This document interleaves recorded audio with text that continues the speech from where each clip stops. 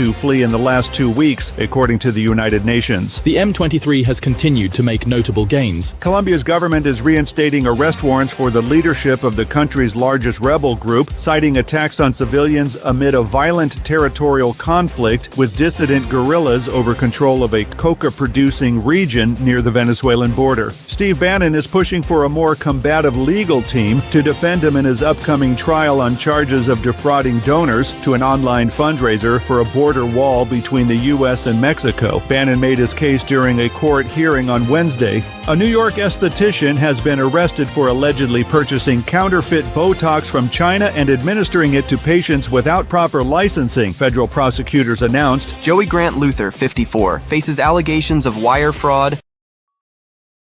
The opinions expressed on this program are those of the host or guest and should not Sounded be like interpreted there was as something more to statement that of wire fact. fraud. Independent fact-checking and corrections Wire fraud. are encouraged. Can we get a cup of coffee in here, please? Wire fraud. Wire no fraud.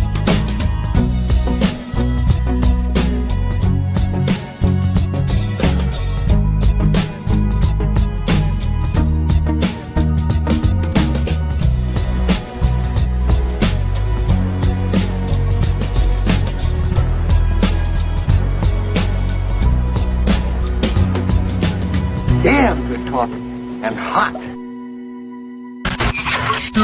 My dog is your mind's best friend.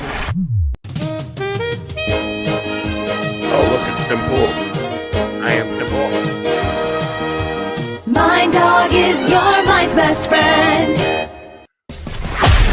Wake up, America. You've got a dog that needs walking. That's right, sunshine. Just put on a big pot of strong coffee and get ready to type your little hate mail with your opinions about kumbaya and flat earth insanity. Stand-up comedy? You want stand-up comedy? Well, we've got sit-down comedy. It's time for Coffee with a Dog. You make me laugh.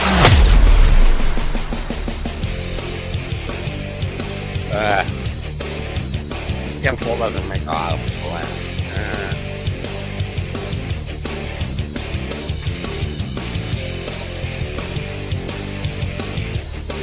Bill, little bit of music. Going in, going to the right side. I don't know. The answer is yes. Midnight.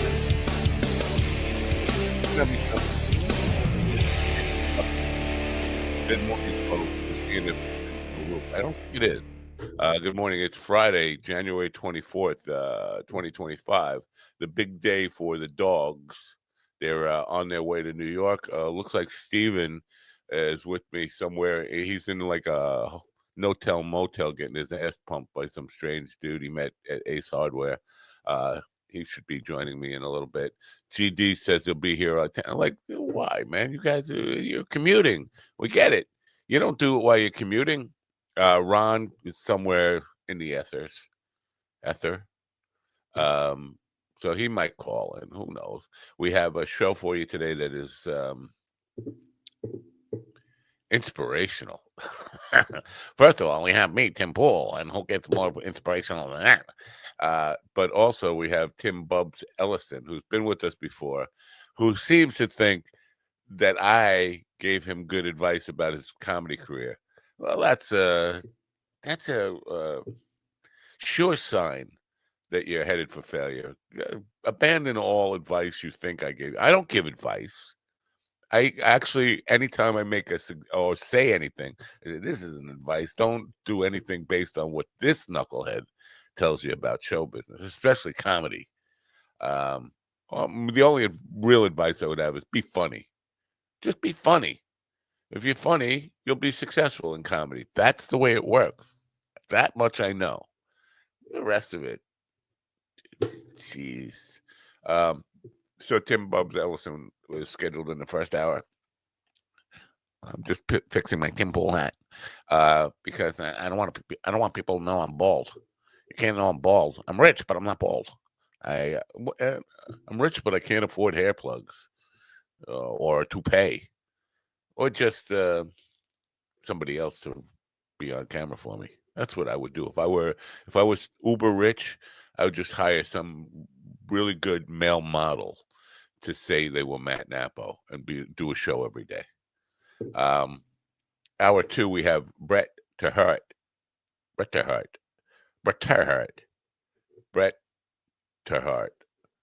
Oh, I'm sorry. I'm Tim Paul. Tim Paul can't talk like that. Brett Terhart. Did I say Brett Terhart yet? Is a self-described soldier and sailor and scientist, adventurer, and he's from Canada. But his thing is, and he's from Canada. So basically, he wants the United States to just dominate him, to top him or something. But he's all about getting more business from the internet. He's got a one-page website where he talks about just getting business from the web, which, you know what? I've been trying this for 30 years now, getting business from the web. I could use his advice because I ain't working out. Getting no business from the web. No business like show business, like no business. Anyway, the guys will be at Governor's tonight at 8 p.m. We're supposed to do a show from Governor's studio tonight at 6 p.m. And I might have a difficult time making it there. It's a whole, my life, it's a life drag story that you don't want to hear. But you know what? Governor's is a long way for me to walk or ride on a bicycle. That's all I'm going to say about that. So if I have my car back by a reasonable time, I will be there by a reasonable time. Otherwise, I might just cry. Just sit home and cry. Anyway, the boys will be at Governor's tonight. Let me just show you a little barcode. It will cover up my face, which is always a good thing, right? Where's my barcode to cover up my ugly face? Where you can get tickets. It's not too late to get tickets from the dinosaur in the middle there. Why can't I? Mike, so uncoordinated, dude. There you go. In there. Scan that thing. Scan it right now. Then go buy 4 tickets. 1 for you, 1 for your date, and 2 to give away to homeless people in Levittown. That's what you should do. Tonight at 8 p.m., governors.com. You can just go to governors.com and buy tickets there, but we like to make you scan shit. So, yeah, we're brought to you by somebody, right? We're brought to you by somebody. Aren't we brought to you by somebody? We certainly are. We're brought to you by Daily High Club. And then I'll be back. I want to talk about this Nazi salute stuff, but we'll talk about that in a second. With humble East Coast beginnings in 2015, Daily High Club is the premier destination for glass water pipes, vaporizers, and consumption accessories. If you're looking to elevate your smoking game to the next level, you're in the right place. With over 1 million top-quality smoking products sold, and with a growing base of over 10,000 monthly subscribers worldwide, we deliver the ultimate smoking experience. But Daily High Club is not just a retailer, we're lovers of the smoking scene ourselves, working with giants like Tommy Chong, Snoop Dogg, Chanel West Coast, and more. Ready to join the Daily High Club? Let our experts curate your collection with our awesome El Primo monthly subscription box, or grab one of our fun and unique pieces from our smoke shop. Click the link in the description below this video to get this party started now.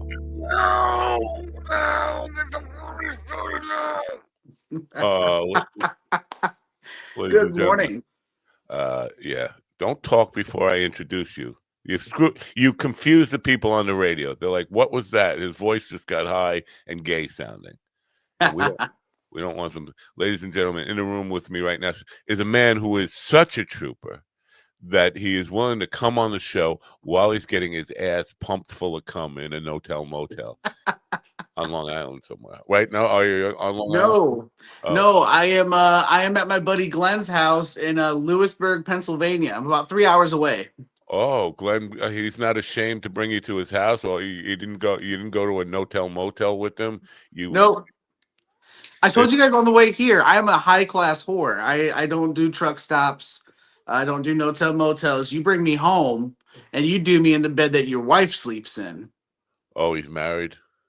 No, but, I mean, it just sounded good. Now, where do you know Glenn from? He's a comedian or no? He's just a guy. No, we friends on PlayStation. Okay, whatever that means. When Boomer's here, we're friends on PlayStation. We No, kind of. so we were friends on Facebook and we play video games together. I understand now, but when I'm certain, like for the boomers out there who don't understand yet, it's not where you drop your kid off at preschool or something for a play date. That's not what it is. No, definitely not. Now, Matt, do you need a ride this evening? You couldn't, Steven. It would be like driving to Indiana to come and get. That's how far. I'm literally 100 miles away, but in the worst part of Long Island. But yeah, I'm gonna have some challenges, but I'll work through it. Okay. I'll be on my skateboard on the LIE. Well, listen, the only reason I'm asking is because I'm gonna be on Long Island like early. You're gonna be on the part of Long Island that is close to New York City. I'm on the part of Long Island that's close to London, England. Oh my God. Yeah. Literally, I could throw a rock and hit Rhode Island. Jesus Christ. Not even Connecticut, Rhode Island. Oh That's how far away from New York City I am. So, yeah, I appreciate the thought, but that's just ridiculous.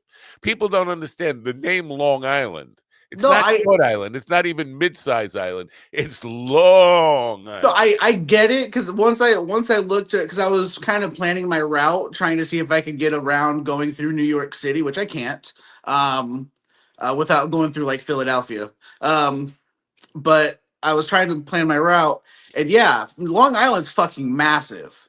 Yeah. It is huge. Yeah. And so it's full of people who can't drive, and there are way too many cars.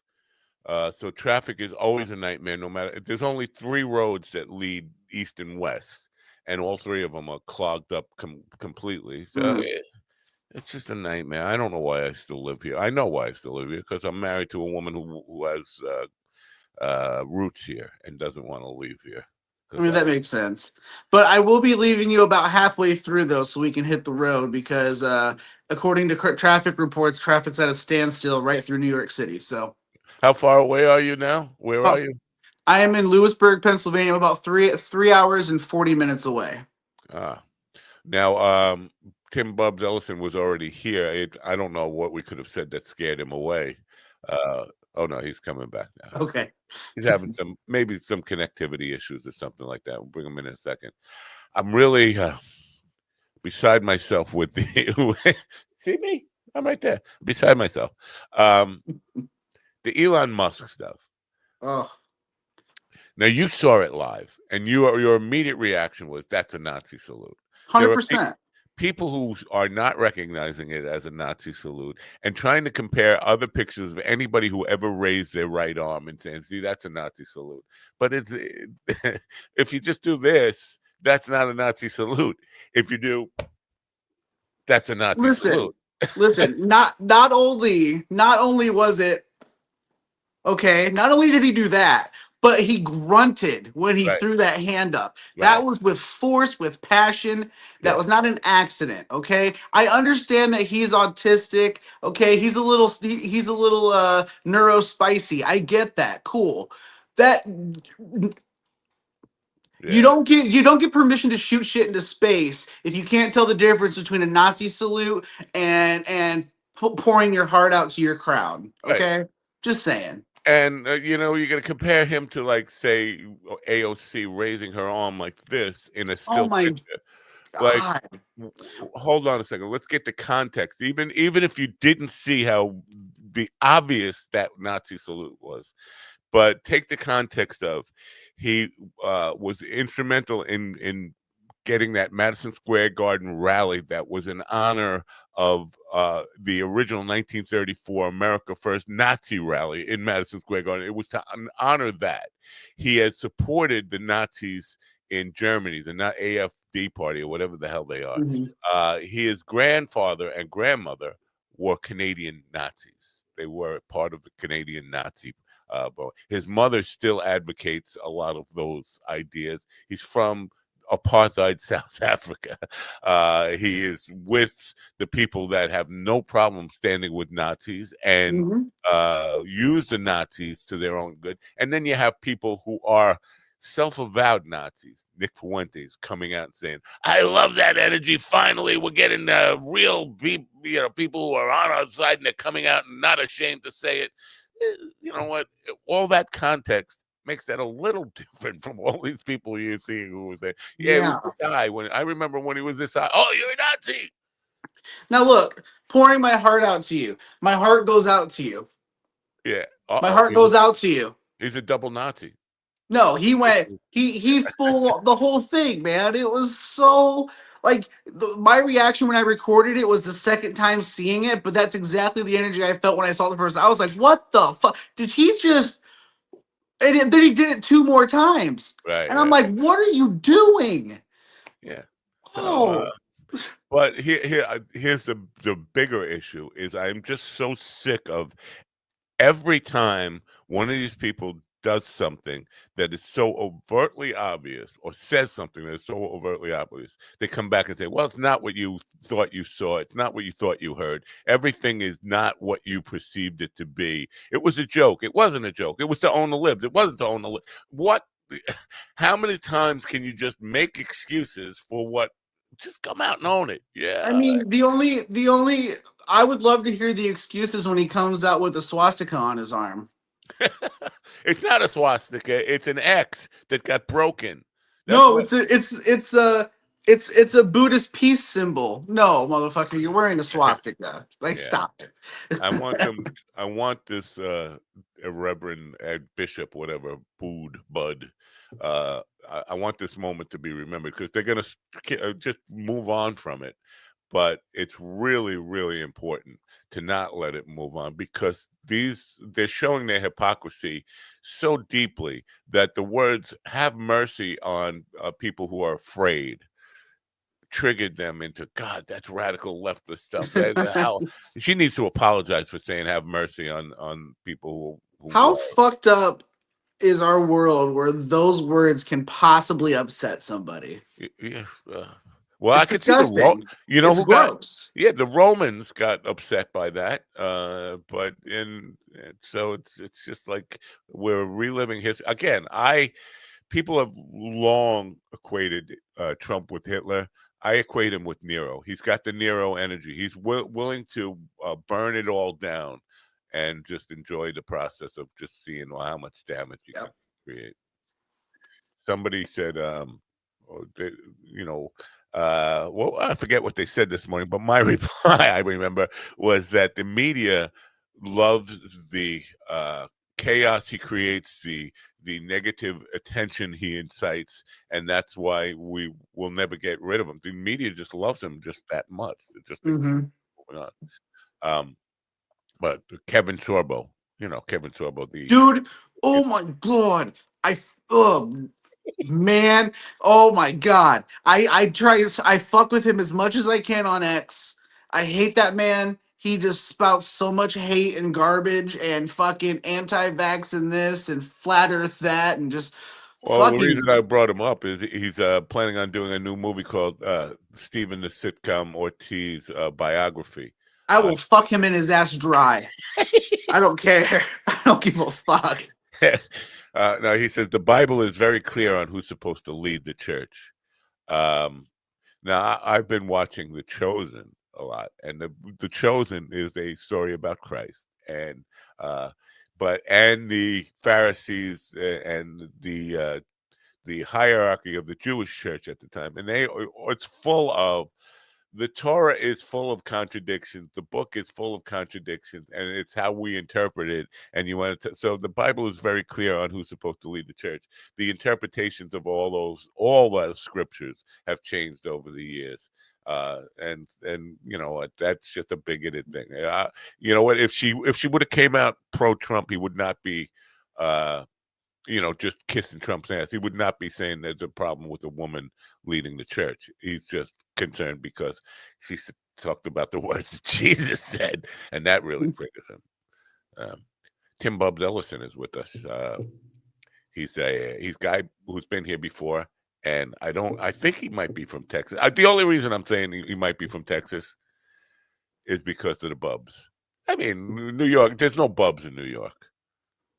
Are there Bubs in Really? Indiana? You got Bubs in Indiana, right? We got Bubba's. Bubba's. Yeah, well, I'm pretty sure Bub came from Bubba. Yeah. Kind of probably got shortened. Yeah. But he's a guy who is 10 months into the comedy game, and this is where it gets problematic. He thinks I gave him good advice. Which is that's impossible. It's impossible. I No, could it's not have not. given him good advice. Matt, listen, I know you're being humble, eating some humble pie, and I can appreciate that, but you give solid advice, but you've also been on this planet 137 years, so if anything, should at least have some decent advice. So Well, thank you for that, but I mean, especially the third 100 and whatever years.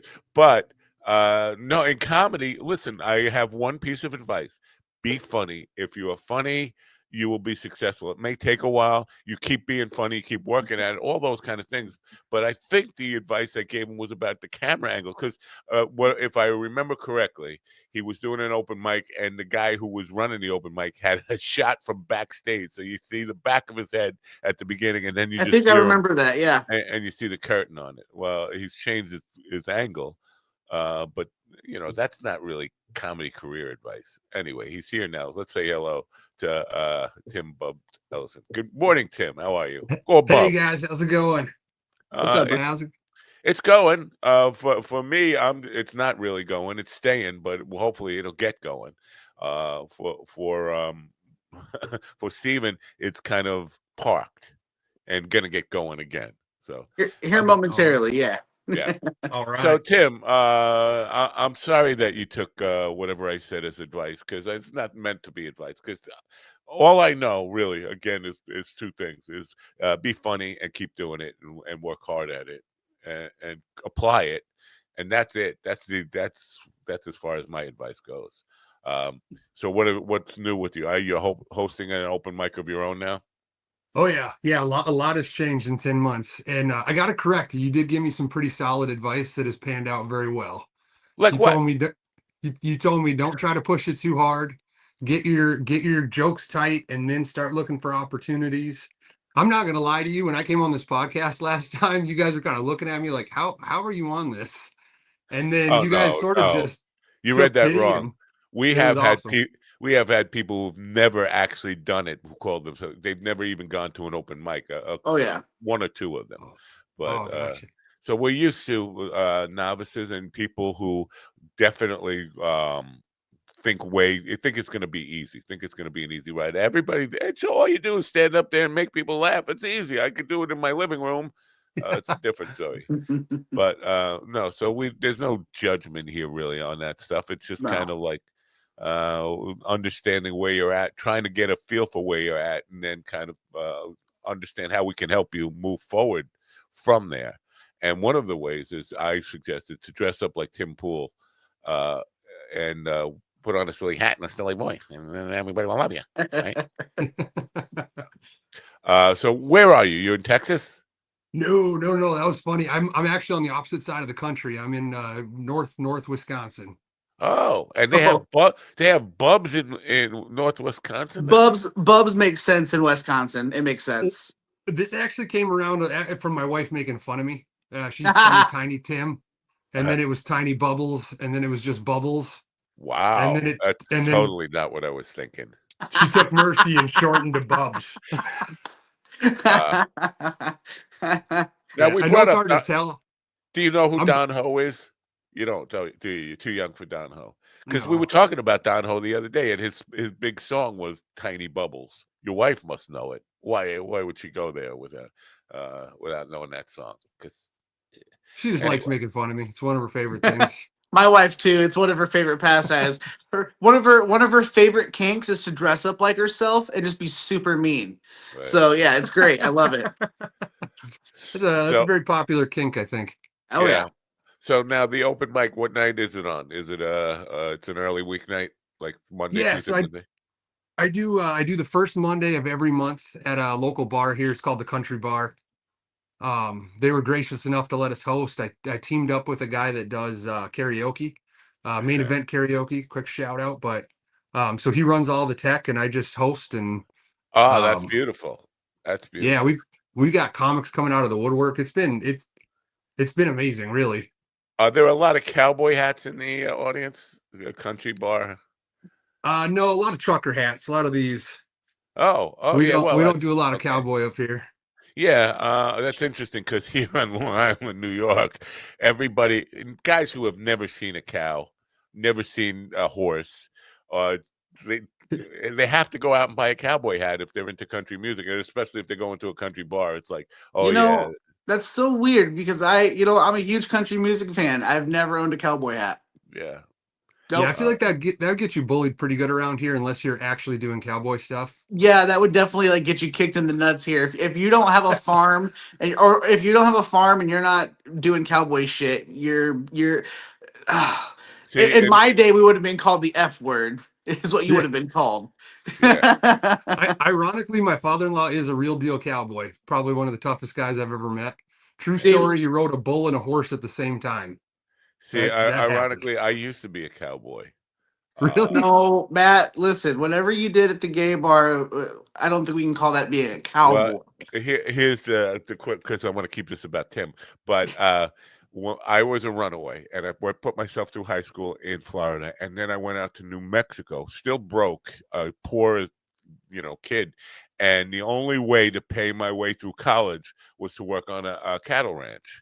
And I wouldn't say I was a great cowboy, but I did whatever they asked me to do. And I rode bulls, and I got thrown, and I rode horses and got thrown with breaking horses, all that kind of stuff. I've had that I experience. know, Ian, I know. Yeah.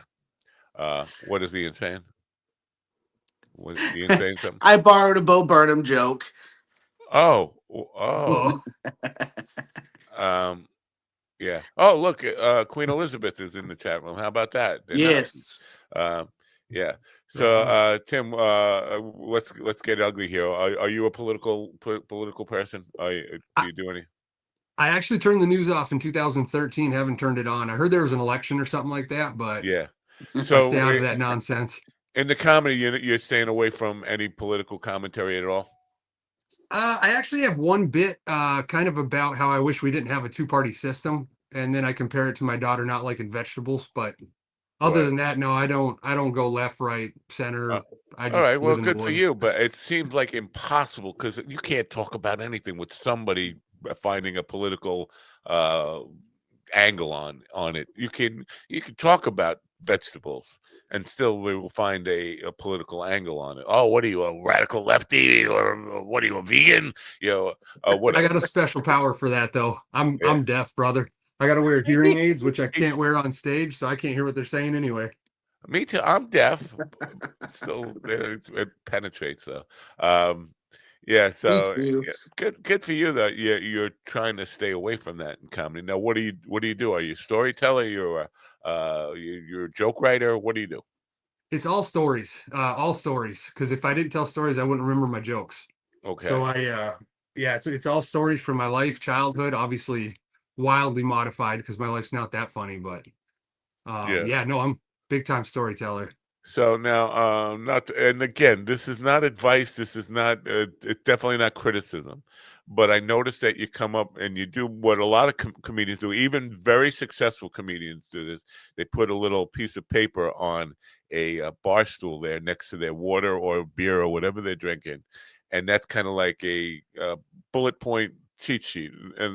But every comic I know does it thinking that the audience doesn't know that that's what it is. Every time you're looking down at that bar stool, that you're just getting the next bullet point. Like, hey, we know you're reading from a teleprompter. Why don't you just have a big teleprompter right in front of your face? Um, Hey, uh, now, if you're a storyteller, though, this is where I'm a little confused. Why do you need that? Do you need to be reminded of the stories you're going to tell? yeah, just kind of the order in which I'm telling them, because I got a lot of transitions that I don't have like a solid set that I do every time, no matter what. I switch it up depending on the crowd, tell different stories. I like to throw in new stuff, try flipping the transitions a little bit between stories just to see if it's funnier that way or if it relates better. Good for The you. You're Yeah, I'm trying to flexible. get it to be where it's like just one big story about my life. Stephen, before we move on, can you do Mhm. what was the Burnham joke? What was the Bo Burnham joke? Oh, so the Bo Burnham joke is the way the Bo Burnham joke goes is his ex would dress up like herself and be a huge cunt. I don't remember you saying that, but Yeah. okay. Yeah. Yeah. So I borrowed it, but no, I know it's a Bo Burnham joke. Listen, I'm a huge Bo Burnham fan. I've met him. He signed his poetry book for me. I fucking Nice. love the dude. I'm a huge Bo Burnham fan. Uh, Fucking love that guy. I'm just wondering how Ian recognized the Bo Burnham joke that didn't sound anything like what you just Oh said. no! Yeah, listen, I only borrow it in conversation. I will never borrow it on stage because anyone that knows Bill Burnham absolutely knows that joke for the most part. So Right. yeah, So back to Tim. You're working out stuff at open mic nights, and I appreciate that. This is what it's all about: is refining your stuff, keep out there working, see what works, what doesn't work, and refine it, and all that stuff. Matt, real quick, can you send Ron the link to the show? No. Well, maybe, possibly. I Yeah. can't do it from my phone. I don't want to mess the Oh, show you up. broke everything again. I'm just gonna send him a guest link, right? That's what I I'm think gonna. that's what he's asking for. Yeah. Yeah, yeah. So I was thinking about this yesterday because Louis C.K. is going to be performing where Stephen is going to be performing tonight. Louis C.K. will be there Monday night, and he's advertising it, open about it, saying just working out some new stuff. And I was like, that is so weird that comedians will sell tickets to watch people come write their new material on stage. And I think that's the right way to do it. Listen, who am I to even if I didn't? You know what? To be honest, if that was happening like in my hometown as a comedian who's learning, I would absolutely want to go see how one of the pros do it. Yeah. Oh Realistically, yeah, I'd pay money for that all day long. I get it, and for sure. you know what? I find it interesting, but that's exactly what I thought. You're just going to get a bunch of comedians coming out, not necessarily. Yeah. Because I thought about this. What if a songwriter? I'm just going to go on stage and try to write songs in front of an audience. You would get a lot of songwriter wannabes who are big fans of that person. Like Bob Dylan said, "I'm just. It's not a concert. I'm not going to play any songs you know." I'm gonna be writing on stage. You would get And, nothing but songwriters in that audience. unless Well, it's I like Taylor Swift, she could probably max out Madison Square well Gardens yeah. just writing songs. Well, I think it's so anytime I go to an open mic, for example, and there's nothing but comedians, that's generally when I will try my newest written stuff out Yeah, because if I don't even get a reaction from them, then 10 to 1 it's probably not going to do well overall. And then I'll try it again when there's more of a people crowd and less of a comic crowd, and I'll kind of base it on those two reactions. And so I mean I could see where if he's like, really wanting to see if the shit's gonna hit, why not try it around people who may see the punchline coming? yeah. On this thing that Tim just said about Taylor Swift, to me, that would be an audience full of guys because her method for songwriting is to fuck a guy and then break up with them and then write a song about him. So the audience would be guys just taking turns. Make me an album. Yeah. Make me an album. Right. Yeah. It's awesome. No, it's actually funny. At my open mic, a lot of people showed up to watch like a comedy show. So I've started every open mic now by saying, "Hey guys, this is an open mic. It's not, it's not a comedy show. This isn't going to be polished. We're going to have new people. I'm going to be trying out new jokes that might not be funny." And but we keep getting decent crowds. 20 to 30 people that are non-comics showing up. That's very good. That's very, very good. Hell yeah. Are you doing all the marketing advertising for it, or is the club like meeting you at least halfway on this? No, so I went real hard on the first one, packed the bar out and was like, whoa, I did too much. So I slowed down, just went to Facebook Oh, events. well, hold on a second there. There's no such thing as too much. Go ahead, continue. Well, I don't want people to come and see me for free and then I get a paid show going and they're like, yeah, I already see him at the country bar all the time. So I want a place where I can try out stuff and not worry about it, not feel like I have to entertain a giant crowd. And not that I don't appreciate it. It's been amazing, but I kind of switched over to just doing Facebook marketing. Wow. I don't, and I say that as a joke, but I don't think you can ever do too much promotion, even free shows. Now they're not paying at all to go into the open mic. It's just like, no fee to get, no cover charge. It's just come on in. Come on in. She keeps giving me free drinks and hats and things, but I'm trying to slow that down a little bit. It's actually a friend of mine's bar too. So she's just kind of getting started, and I just want to make sure that they're, just trying to help them out and give me a place to practice and meet more comics, build a scene, hopefully. They have a stage. No, it's a corner, but it works. Hey, you know what, man? I've done paid shows in the corners of bars, and I've done it for absolutely nothing. I'll tell you what, that's some of the best practice you can get, man. If you can win over a bar from the corner, yeah, then a stage doesn't seem that scary after that, No. Yeah. No, but and actually on that note, I've gotten paid gigs now. Like that was kind of a turning point. That's what 10 months in, that's a very huge thing. I know people, literally know people who've been in it 20 years and not gotten a paycheck. 20 years. Oh. I know. I would have killed myself 10 years ago. I mean, so last year was my first full-time year. I was still in the red, but getting paid to do it, man. Like you finally feel like you're doing something. Let me clarify. It was $75 and free drinks. Doesn't matter, and food, man. But I was like, That you know what? That's more than most comics who are working like a lot. I shouldn't say most comics. Most people who are in it up to like 3 or 5 years are getting $50 as like an opener. If $75 is good. You did well, and that's very good, man. The amount doesn't matter. Here's what matters, and I take a lot of my inspiration from Bob Ross. I am a happy painter guy, even though I don't seem happy. He said, the first time somebody buys your work, it sends a message to your subconscious that somebody is willing to put down their hard-earned money for what you created, and it inspires you and it lifts you to do more work like that. So it's really important. I know, because I know people in the music business who always like, they do free shows and they're very proud of the fact that they don't charge people. And it's like, damn, you know what? You're limiting your own inspiration and motivation. It shouldn't be about the money, but the appreciation that somebody really cares enough and enjoys what you did enough to put their hard-earned money into it. That's better than all the yay or even a really hard laugh or any of that stuff. It's here. This is what you meant to me. Recently, at one of the gigs I did, I saw a lady who was very handicapped. And she was walking with a walker and a cane. And she came, literally, she got up from the back row of a place to walk up and put $20 in my tip cup. Aww. Man, to me, did you put your tip in her cup after that as a thank you? My tip hasn't worked in years. Shore of the cowboy. Not since I got thrown from that horse back in.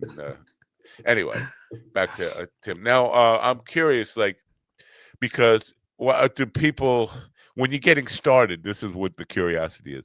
When you're getting started and people don't know you, and as a storyteller, how do you begin? Because Nate Bargatze's a storyteller, and I'm always fascinated about how he starts the show. He basically comes out, so yeah, this is it. We're doing it. I'm really excited. I'm like, wait a minute, you're counting on that people are not going to be walking out.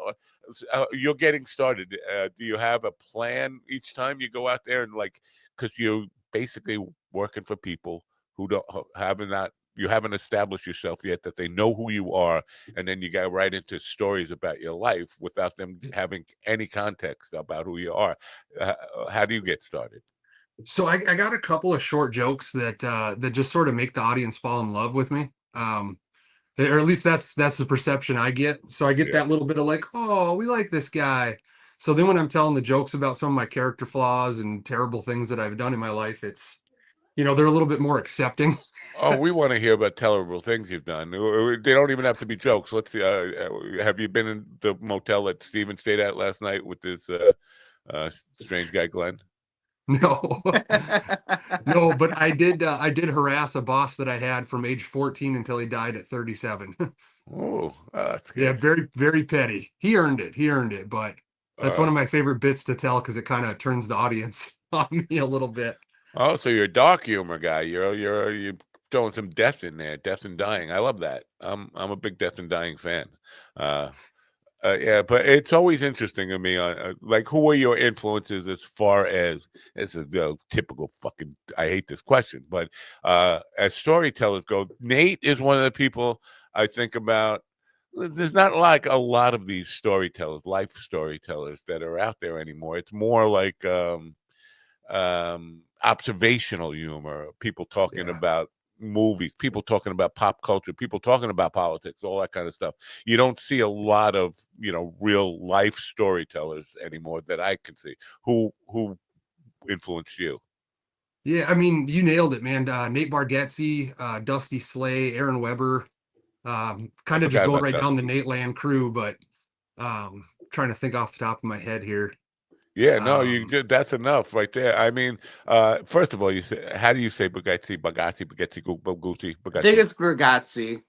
I just shoot from the hip. I don't think he knows. Yeah. I really don't. I saw him on Fallon, and Fallon was like pronouncing it Baguetti. Yeah, and then I've also heard it pronounced differently on the Segura show too. So And his daughter came out and introduced him in one of his specials, and she said it different than him. My What the dad, fuck? Nate Bargatze. Yeah. Like imagine you don't know how to say Ortiz. Or if I didn't say, yeah, like I came out like Ron Kane and introduced myself as Matt Napo. Dude, you know how many people have trouble saying my last name? Ortiz? I would Yeah. People say say it different every Ortiz. time. People say Ortiz, Ortez. And I'm like, it's Ortiz. Why is this diff? I'm white. It was gifted to me and I can say it. What is wrong with you? So crazy. Maybe it's because you don't capitalize the O. Might be throwing them off. Oh, yeah. I Why do don't you capitalize the capitalize O. Oh, I don't, well, this is I'm on my phone and I just yeah. listen. I'm in a wheelchair. Don't make fun of me. Oh shit, are you really? I really am, but I don't give a fuck. That has nothing to do with capital letters. No.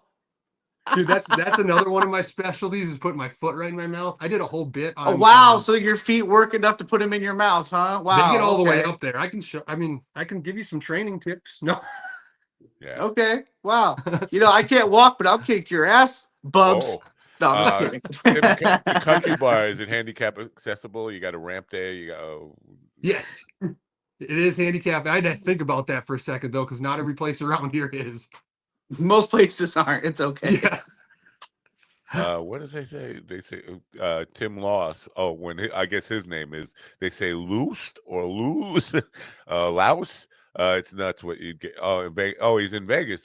Tim Loss is You know what? If your name is Lost, Vegas is actually the place for you because that's what's going to happen to all your money, right? Fun piece of information too. It doesn't cost much to change your last name. Yeah. Make it something easy. Update on my ramp, by the way. Right. Ramped up. You ramped up? No, so it got stolen? No.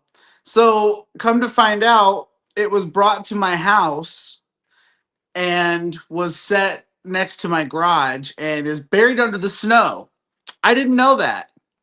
So Tim Loss is in Southern Illinois, so he's not in danger of losing everything on a card game. No, you're good. All right. Yeah. Now, Tim, how far are you willing to travel for your art at this point? Art and craft, whatever. You know what? I've got. I hate to get sidetracked here. I have several comedians who get angry when I call it art. All right, it's a craft. No, it's not a craft. What the fuck is it? So I call it an addiction. How far will I drive for my addiction? Dude, listen. I feel you on that 100%. Listen, I'm driving 10 hours for 15 minutes. Yeah. So I feel feel you. 15 minutes. It is. It's for a day with my friends. I'm going 10 hours for friends. That's not bad. Fort Wayne to Long Island, New York in 10 hours, you're driving pretty fast. Well, it's that. So if I was taking the toll road straight through, would have been Toll 10 road. hours and 42 minutes. Toll road. But because I came to my buddy's house, I didn't have to take the toll road here. So it was only six. It was only seven. It was 6 hours and 42 minutes to get here. All right, So not bad. Tim, I'm sorry to take this time away from you, but I gotta because Stephen just brought up something I didn't even think of. If I don't know the route you're taking in, but there are roads where they will charge you. I think the tolls are now like $27 or something for some of these bridges. There are bridges that don't charge you anything. Do you have a plan on We're avoiding all? just stocked up for the toll road, man. Because if we don't, here's the thing: if we don't take the toll road, that 3.5 hour drive turns into a 6 hour drive, and then we still have to try to get through New York City. So the toll road is the only feasible way without spending. Because if we go without the toll road, it could potentially take us 8 hours to get there. You could Realistically. You could buy a private jet for what toll roads cost you in New York. That's Look who's in the insane. car. Oh, watch where you go. Whoa, whoa. Ron Gator. Hey, what up, Ron? You're driving and podcasting. Last time we had somebody do that was Sam Talent. He was in Colorado and he drove off a mountain. So be careful. That's all I'm saying. You don't have any mountains in wherever the hell you are. Yeah, and Pennsylvania is full of mountains, dude. It's horrible out here. Oh Yeah, yeah, no. Poconos aren't mountains; they're hills. Yeah, no, I'm lucky. There's no mountains. I'm on a straight road currently. Yeah, you're on I-80, right?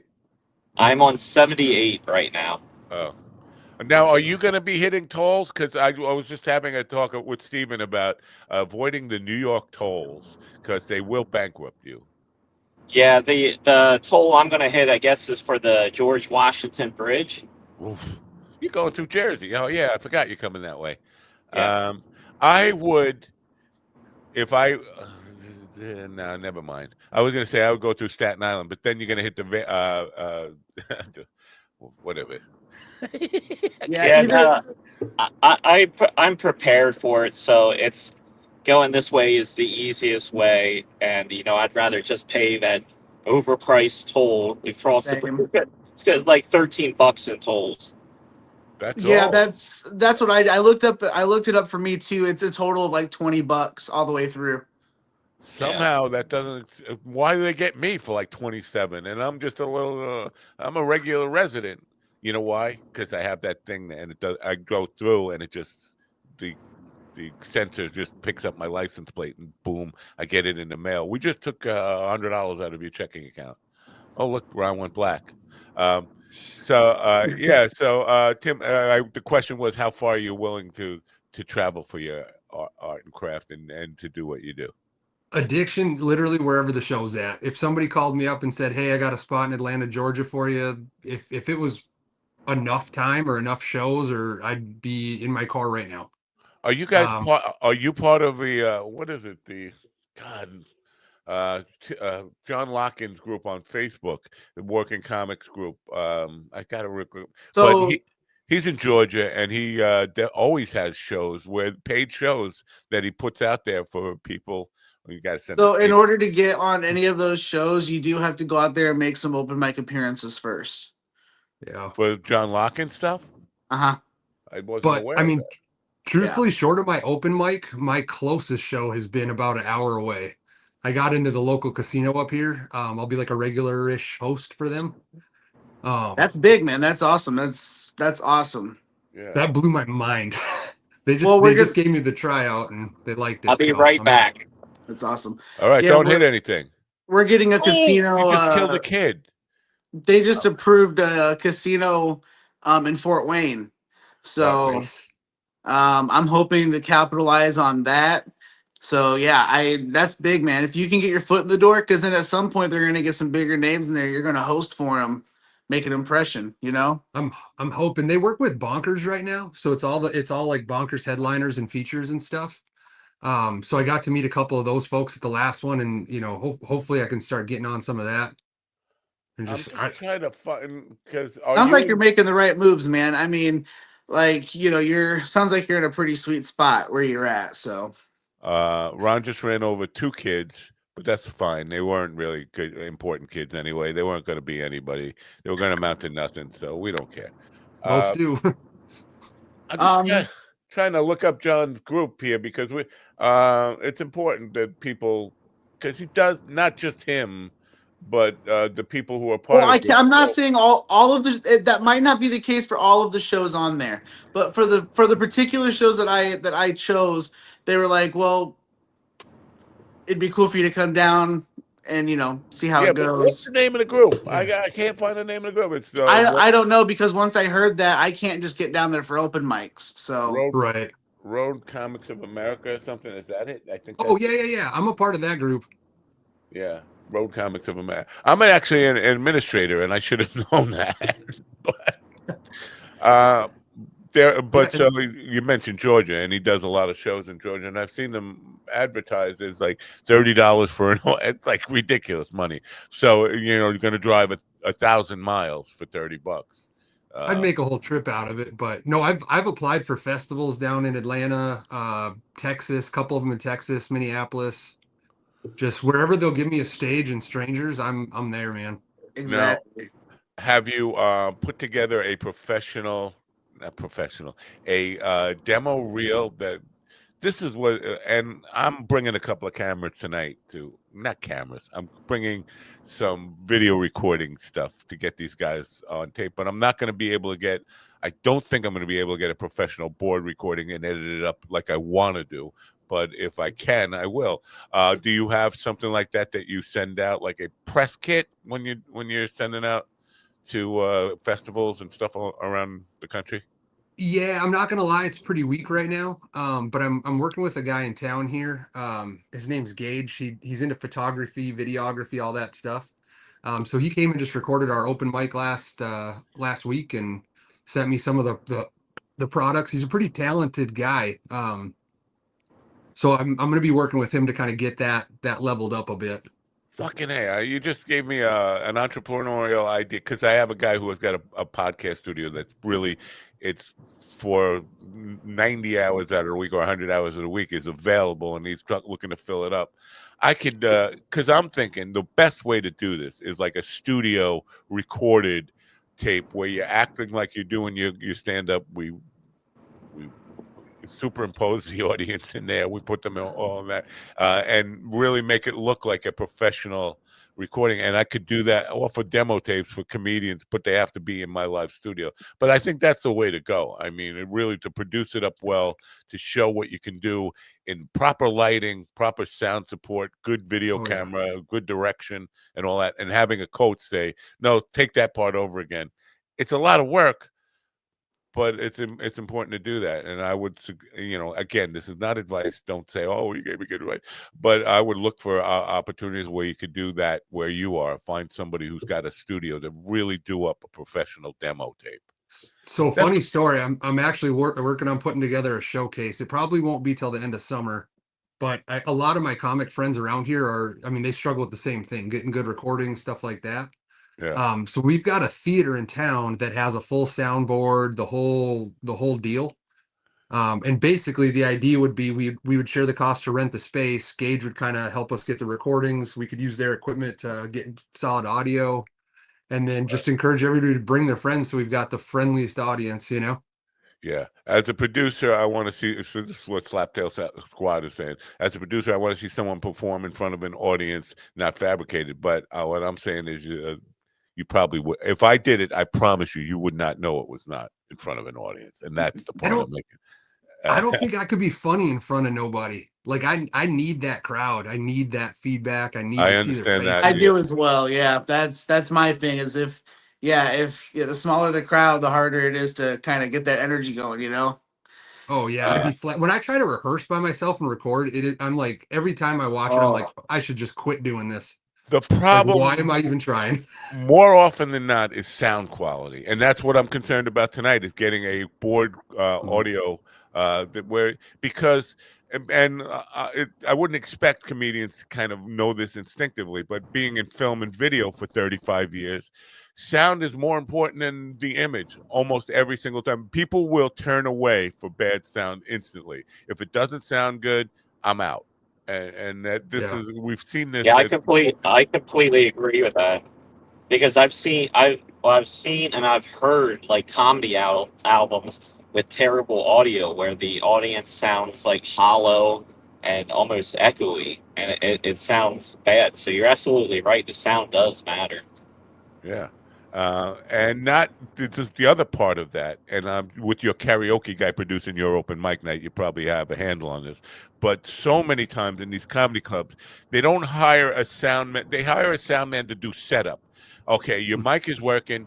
You're on. I'm going out for a smoke. You do your show, and they're not sound men like you would have in a music concert where the sound man is there ready to adjust volume. If the guy pulls his mic away from his face, they're bringing it up. Whatever, be there, be present. The sound man's job in a comedy club is generally set it up, go out for a smoke, maybe go to the bar for a drink, come back in between and just make sure it's still working. They don't really pay attention, and that's a bugaboo for me. I hate that stuff. Yeah, no, Brad's on it. In fact, he even plays music between comics just to kind of keep the crowd engaged. We've got one comic that comes a couple times now. He does a lot of songs. So he changes the entire dynamic of the audio equipment, gives him a little auto tune so he sounds better, and it's fun working with him.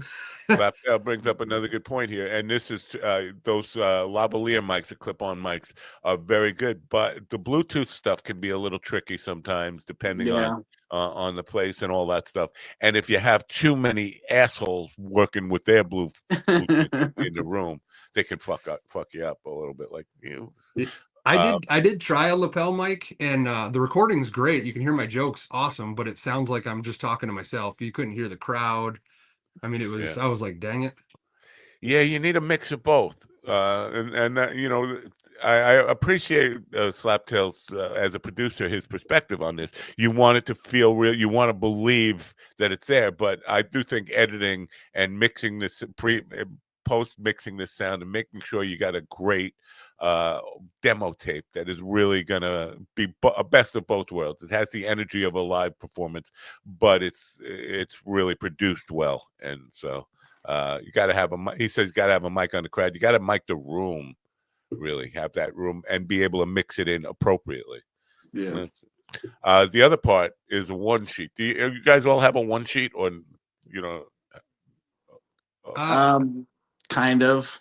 I'm kind of a one sheet press kit. I have a one page. Think about trying to book something without my one sheet. I mean, that's how I have a one page. I have a one page EPK with a video on there, my info on there, ready to go. Yeah. So you send it out as an attachment. I send it out as I usually send it out as an attachment to my email. Okay. Yeah. I just like fit it all in the email. That's well, I mean, it's kind of like it's kind of listed in the email. Everything's laid out nice. It's really eye friendly. It's easy to read. It's short. You know, it's not like super breathy and, you know, long winded. Because I know most people's attention span isn't very long. So I get to the point and, you know, lay it out. Here's my EPK. I'm sorry, I wasn't paying attention. Did you say something about attention span? Exactly. I zoned out there for a minute. I normally send a PDF because a PDF just looks better than just regular email formatting. I have to learn how to do that. And then that's what I meant. I have pictures and in the PDF. That way they have promo shots, and I do that for myself. I do that for Josh also. Then we send a link. You know, sometimes to YouTube, but like the stuff I send out for Josh, he has it linked directly to Google Drive. Okay. One thing that I don't, again, this is not advice or even a suggestion, it's just something that I do. If I'm sending it out, my one sheet out to a prospective booker, I see who that booker is and I personalize it for them. And what I mean by that is I find out who they are in cahoots with, who they respect, who they admire, who they worked with before, and try to get testimonials from people they know and trust. Because there are testimonials on my one page from people who have booked me, and I try to make sure that if I'm sending it to this guy, he knows that person who left that testimonial. Yeah, like at some of the bigger comedy festivals, you actually need to have you need to have a letter of recommendation from another comic for them to even look at your shit. Yeah. Dang. I've got those. Yeah. So now you do it the first or third Monday of every month, Tim? I forgot what you said. First? Yeah, third Monday every month. 6:30 sign up, 7 o'clock start, and then we just go to when we run out of comics. All right. Well, good luck with that. Now, I would definitely see if you can get real video for it, because you sent me another video and it's much better than the one from behind stage where we only see you for a second and then we see the curtain while you're doing your act. But work with that karaoke guy to get the audio and video synced up so that you get a live front shot. We see you doing your stuff, we see the heads of the crowd, and we hear their laughter, and we can hear your jokes nice and clear, and put that together. And I will be happy to shop that around for you and put it on my website and make sure people. This is one thing I think we need to start doing on the website, is to take those reels from comedians and just feature them, featured comedians who have been on the show. And so if you do that, I'd be happy to. You could be the first in that effort that we're going to do. That would be amazing. Yeah. Well, thanks for being here. We have to move on. We got another guest coming up. Yep. I also got to take off out of here, guys. I'm going to start working my way towards Long Island. So I know you do. And GD's going to be or said he was going to be popping in anytime soon. I do have to. I'll play news and we'll say goodbye to Tim. Tim, you're welcome back. Thanks. Oh, you prefer I call you Tim, or do I call you Bubs? Because either one. I forget to. All right, Ralph. We'll see you next time. All right. Thanks, guys. Well, yeah. Bye. Tim, Ralph, Bubs Ellison. He didn't know he was had a Ralph in there, but I just gave him a Ralph. Time for news. GD says he's going to be popping in. Steven's going. Listen, get a condom, because I don't want you catching it. I don't catching ass cancer from your friend Glenn. All right. Okay. All right, guys. I'll see y'all in a little bit. See you later. Right. I'm going to play news. Ron, be careful. Don't run over any kids while I'm playing news. I'll try not to. Where the fuck is the news? I'm sorry. I'm just really...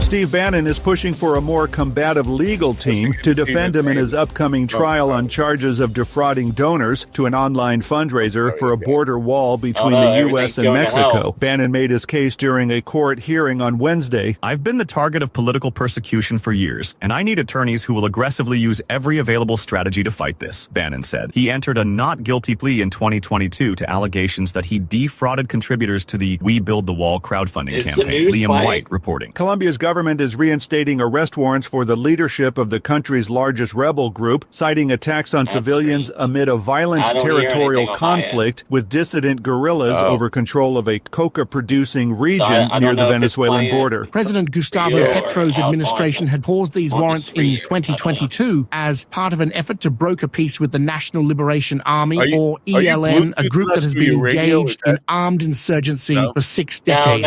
Joseph Ickerson reporting. The M23 rebel group's advance toward eastern Congo's largest city has forced over 178,000 people to flee in the last 2 weeks, according to the United Nations. The M23 has continued to make notable gains, though their intention to seize Goma remains uncertain. The rebels previously captured the city in 2012, holding it for more than a week. Congolese officials reported that the group has now taken control of Minova, a strategically important town on a key supply route leading to Goma, a central hub for both security operations and humanitarian assistance. Benjamin Wright reporting.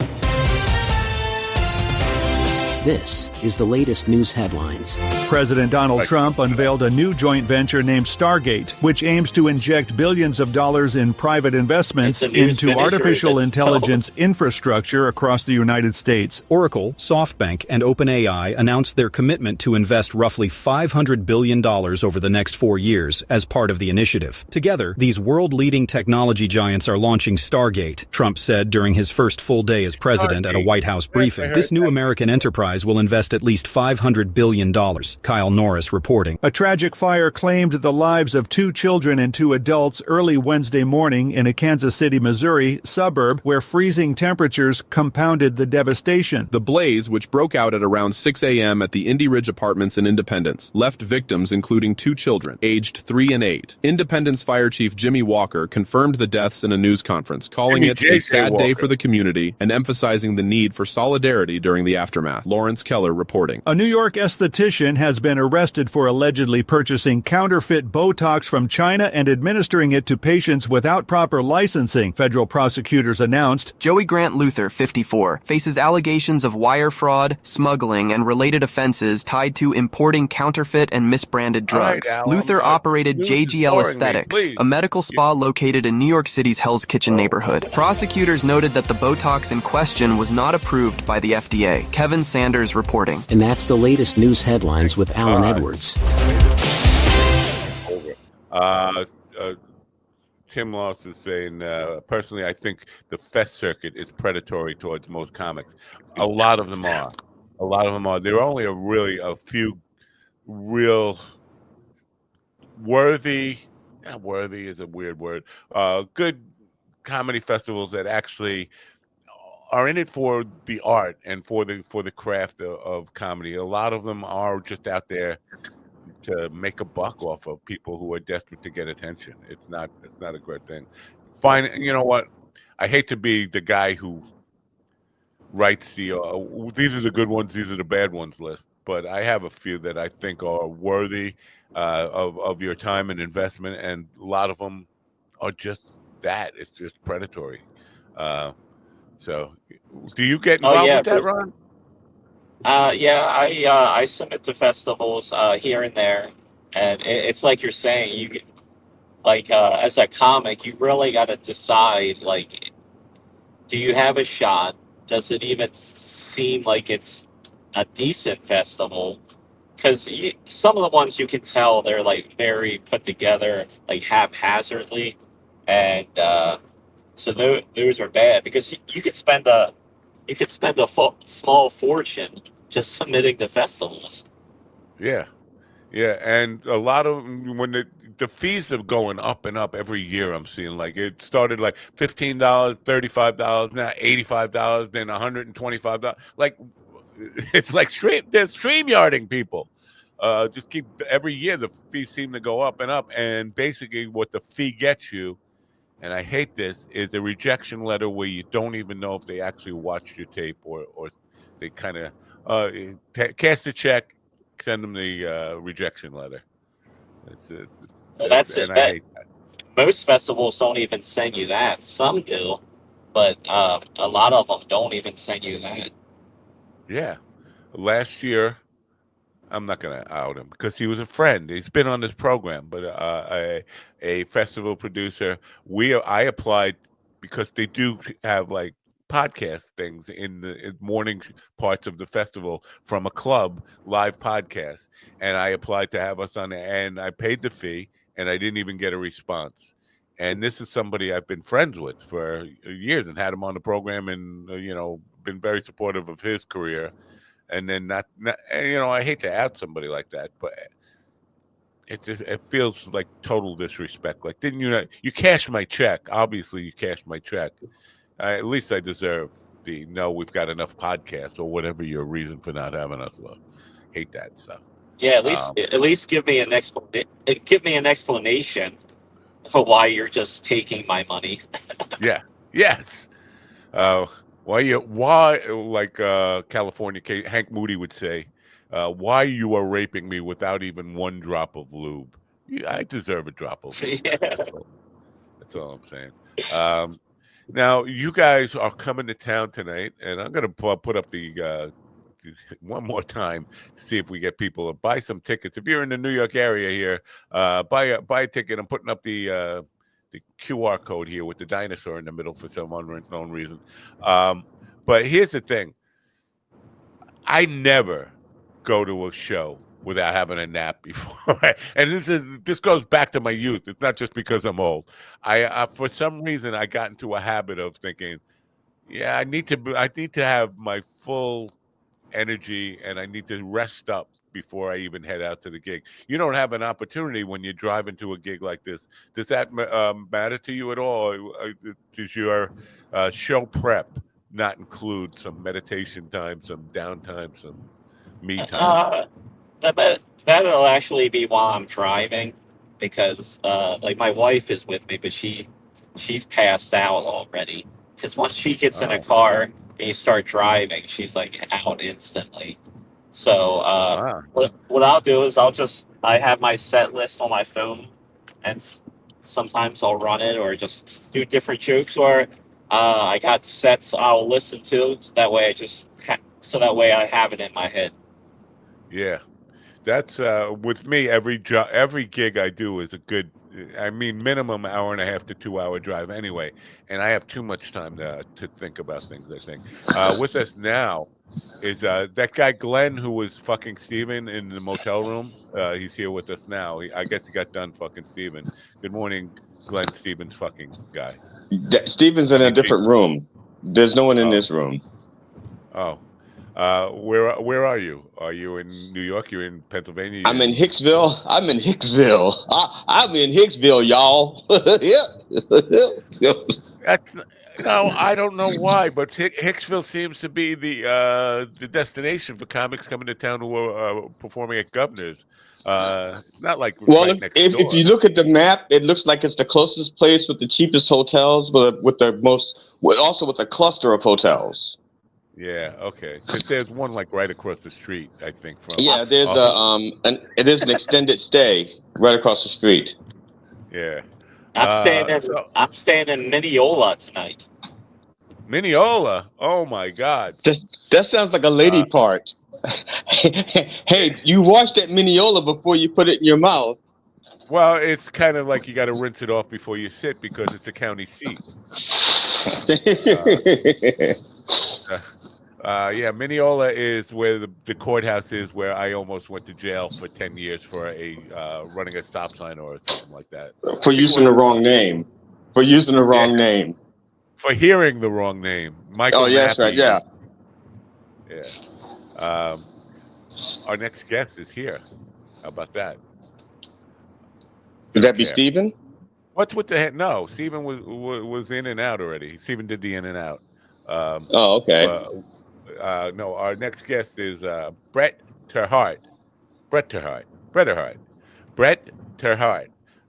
is self-described as a soldier sailor. Now, a soldier and sailor are two different branches, but soldier, sailor, scientist, adventurer, serial entrepreneur, and author just seems to have a knack for knocking off the impossible. His big thing, though, his motivation, his driving force in life is helping people do business on the web, which is I need his advice because I suck at that. I've been doing it for 35 years, even though I offer it as a service to other people. I need his advice. Good morning, Brett. How are you? Yeah, I'm doing very well. How are you? I'm doing well.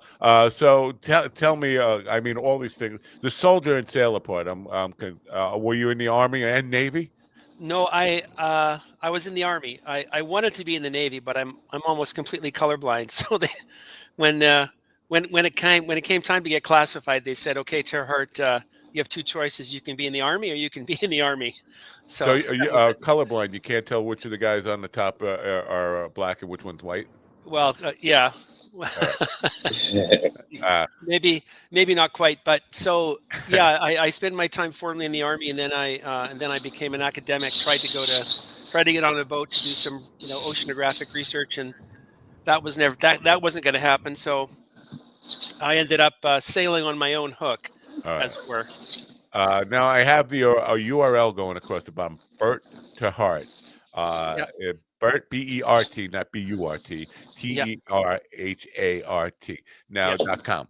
I noticed you have a one-pager, and I'm excited about this because I just, for one of my side businesses, I put up a WordPress site, and it asked me if I wanted to do a one-pager or a multi-page.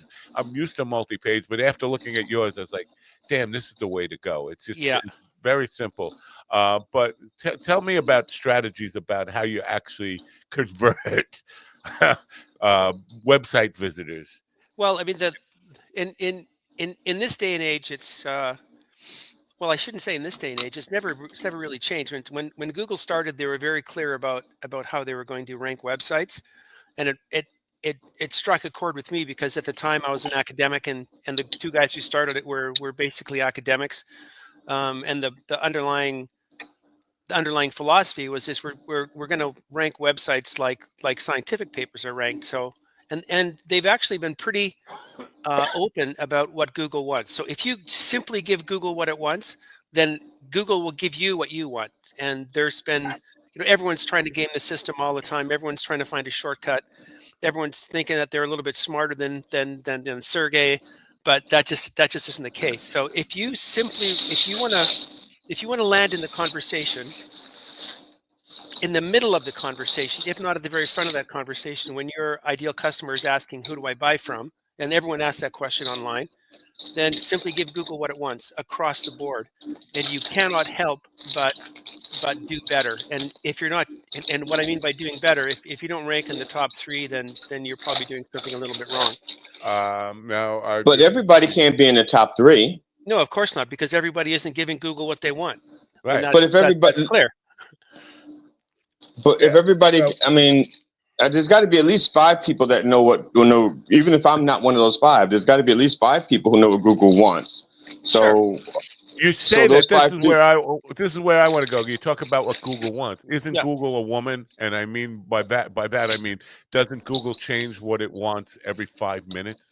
Yeah, sure. It's fickle, but the underlying foundation hasn't changed. They make algorithmic changes to deal with changes in search, for example. People are more, well, here's maybe if we take a step back, if 50% of Google searches are new, which means that no one has ever searched for that particular phrase before. So which means to say, which tells me that you have to have a bit of an understanding of what your ideal customer is asking, which goes back to the question that was posed before. Not everybody. I mean, certainly lots of people know what Google wants, but not everybody. And by the same token, not everybody knows their ideal customer well enough to understand the questions that they're asking, so that you can actually jump in front of that conversation. So. Because people are asking new things all the time, because the technology itself is changing.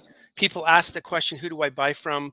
Across more than just one platform. They're not just asking that question on Google.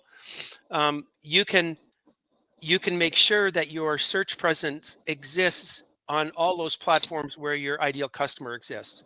Right. So it's true that Google is changing. But that doesn't mean that foundationally that they're doing anything wildly different. You surprised me there with that opening line that 50% of searches are new. Nobody's ever searched for that particular phrase anymore. That's really surprising to me. Yeah, it has been that way for decades. It's been that way for decades. Well, but I'm not disputing that you're telling the truth here, and you know better than me. But how come if I start to type in, it's like they know exactly what I want, what I'm gonna say before I even can finish typing it? So that would indicate to me that somebody else has typed that before. How does Google know what I'm typing? Well, I mean, they're constantly collecting information, of course. But if I type in a search in the form of hairdresser. I gotta bounce, guys. I'll see you in a few hours. All right. Don't run over any kids. Don't wake up Laura. So I mean, there's a whole world surrounding hairdressers. And then if I say, okay, well, I want hairdressers in Estevan, Saskatchewan. Well, that limits it to an incredibly small number of people, because Estevan's I grew up in that town. It's a small town. So the number of niches and the number of rabbit holes that you can potentially crawl down is I won't say limitless, because that's, of course, is not true, but that number becomes very, very large very, very quickly. So Google has a pretty good idea of where you're headed. They just don't exactly know where you're going. Now, you mentioned hairdressers, and like I felt like you were reading my mind because one of the niches that I serve is the hair industry, and I do websites and stuff, and basically, as somebody like in my position, I let them dictate to me the content that they want to go in, even though I know this is not necessarily what search engines care about. But hairdressers in particular are very they think of themselves as artists in classical artist mode, like Da Vinci or Rembrandt. Hairdressing is art, and so when you're dealing with artists, they are very certain about their content. And I feel like you're shooting yourself in your foot. Now, is there a way to figure out what?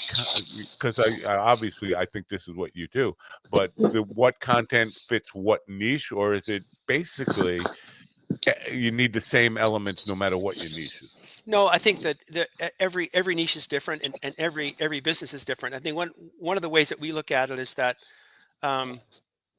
the internet is nothing but a great big storytelling. It's nothing but storytelling time. I mean, social media allows people to tell their stories, very, very granular personal stories, across to an unprecedented number of people, across an unprecedented number of channels. And Google is keeping pace with that. So if the best way to get in front of Google is to tell that business's story. And it sounds like I'm hand waving, but every business has a culture that they're striving for. Every business wants to hire certain people. Every business wants to relate to their customers a certain way. Every business wants to do business in ways that make sense to it. So if you can tell that unique story, which is what you're alluding to, every one of these hairdressers, they're artists. They feel that their work has it's obviously very personal. Everything they do has a very personal touch. It's nothing but a story. And if you can encapsulate that story in a way that makes sense to Google, which is nothing more than talking about hairdressing, so as opposed to roofing, then you're on the right foot and you're headed in the right direction. Right. And if the most successful sites in any niche are nothing more than, and if it's a business, are filled with case studies, for example, about, so if it's a hairdresser, I would recommend that hairdresser to make sure that they're actually taking before and after pictures of every haircut, and then having a brief blurb about that haircut. And it sounds like a lot of work, but it's something that AI does incredibly well.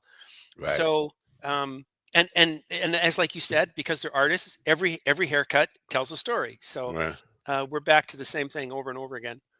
Yeah, GD, I saw you making a face when I muted you there. I muted you because no, I understood. I knew exactly why you muted me. That wasn't a face for you. That face was for me looking for something. Oh, well, I'm looking for my glucose monitor. I'm sorry. You didn't bring us breakfast. I did. I'm only 2 hours from here, Phil. I left stuff in my car. I didn't bring everything up because I was. There's no elevator. Are you gonna drive up to Canada to bring Bert his breakfast? That's stupid. I'm sending it email. It'll get there much quicker. All right, sorry. We'll get back to Bert in a moment, but it looked like really what were you? It looked like breakfast tacos. What are you having over there? Oh, okay. I made some chicken salad last night. I made chicken salad, but I put it in an egg salad container that I bought from because I ate all the egg salad yesterday and I realized I was going to throw the container away, and I said, wait a second. This is a great size for my cooler because I have a very small cooler.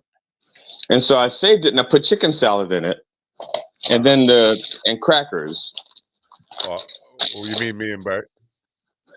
No. That'd be crackers. Sorry. I'm sorry. Bert, GD is on the road right now. He's a comedian, a traveling comedian, not a traveling salesman. Well, he's kind of a traveling salesman selling comedy. But I'm a prostitute. Comedians are low-end prostitutes, very low-end. Yeah, he's in a motel right now. Yeah, anything for money, right? Right. Just about.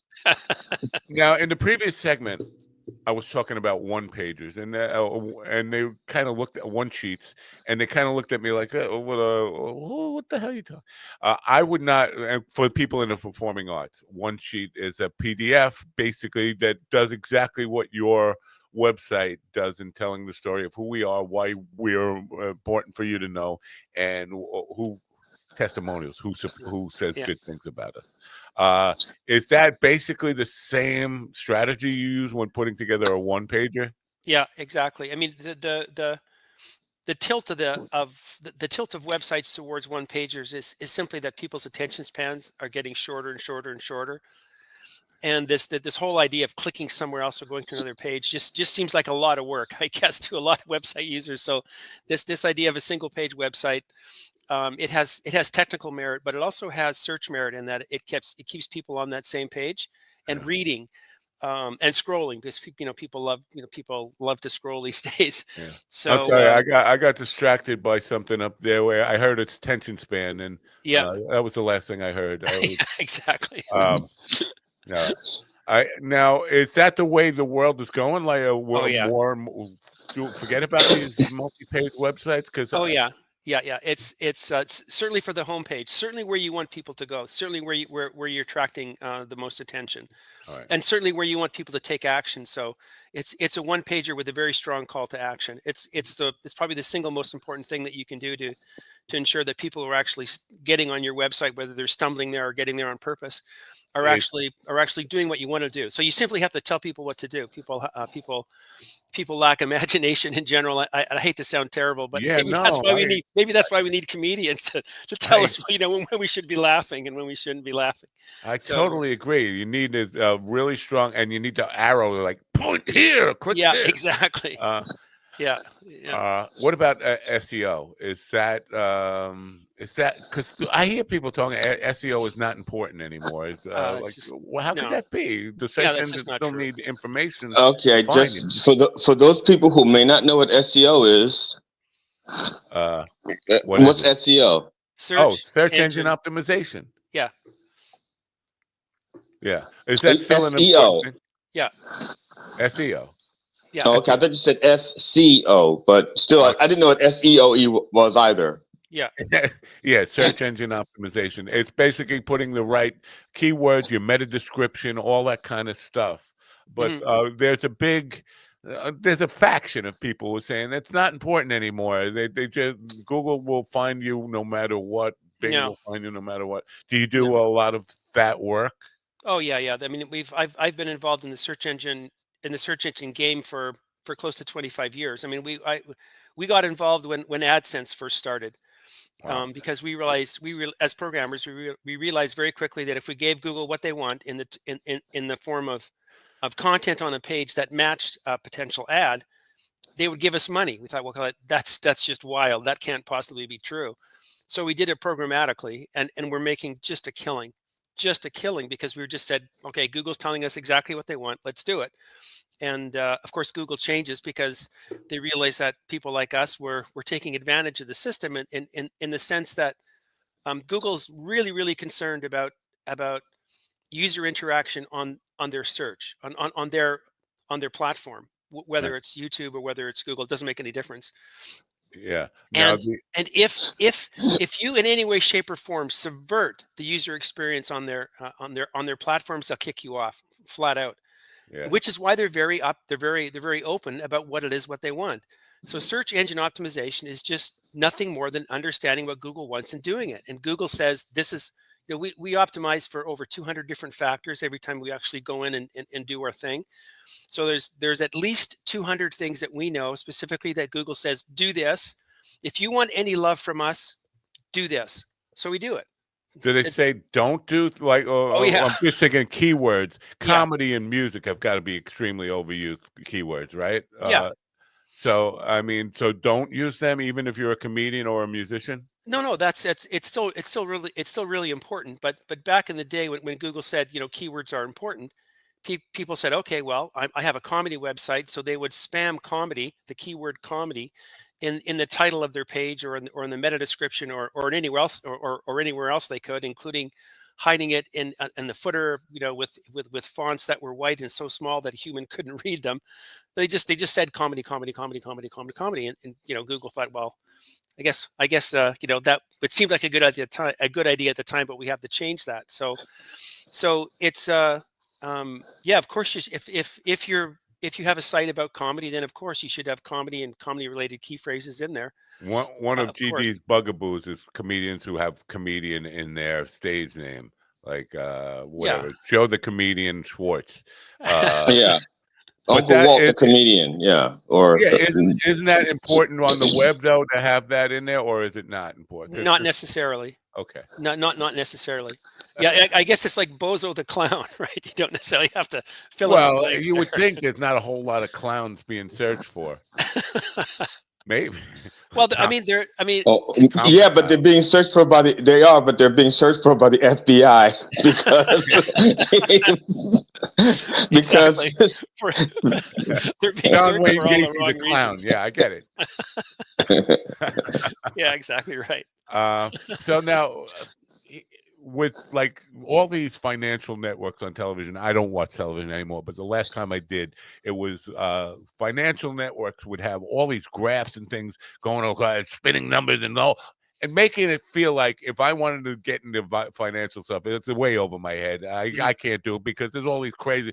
I feel like the SEO game is set up for that, because you say Google is very open about what they want you to have and what you don't want to have, but it also feels like only you have that information, and the regular guy, the guy who wants to build his own website, feels like that's just too overwhelming. I can't understand it all. They make it confusing for the little guy on purpose so that I have to go for a guy like you. Is that accurate? I think what they're doing is simply they're simply talking a language that very few people actually, or they're using jargon and language that resonates with very few people.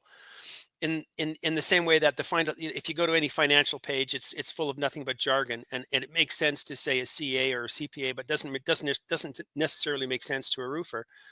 And the sad part of it all is that you don't have to be really, if you are really good at your job, that isn't necessarily one of the things that Google ranks you for. So it's in that way, it's almost patently unfair.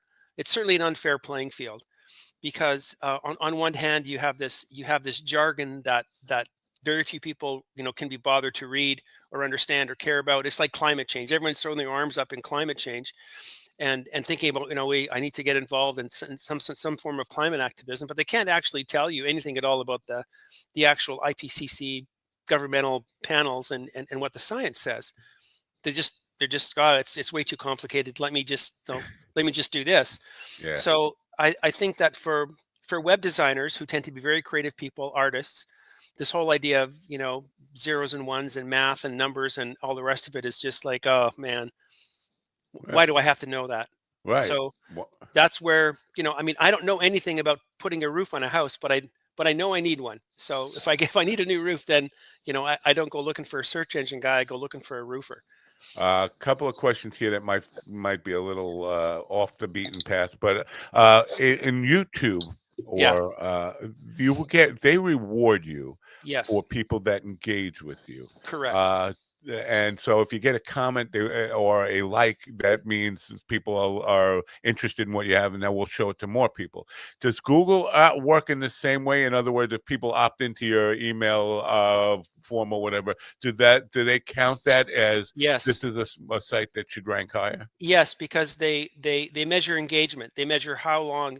They very actively measure how long someone stays on your page.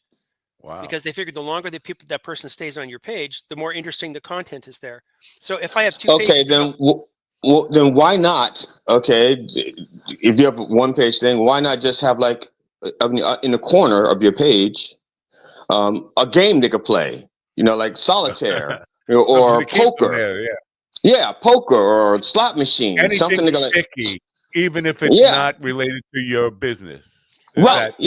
Okay, so you make a very good point. You need to have Thank you. You need to make something on your page that's engaging, but Google's smart enough to know that poker and hairdressing may not necessarily go together. Right.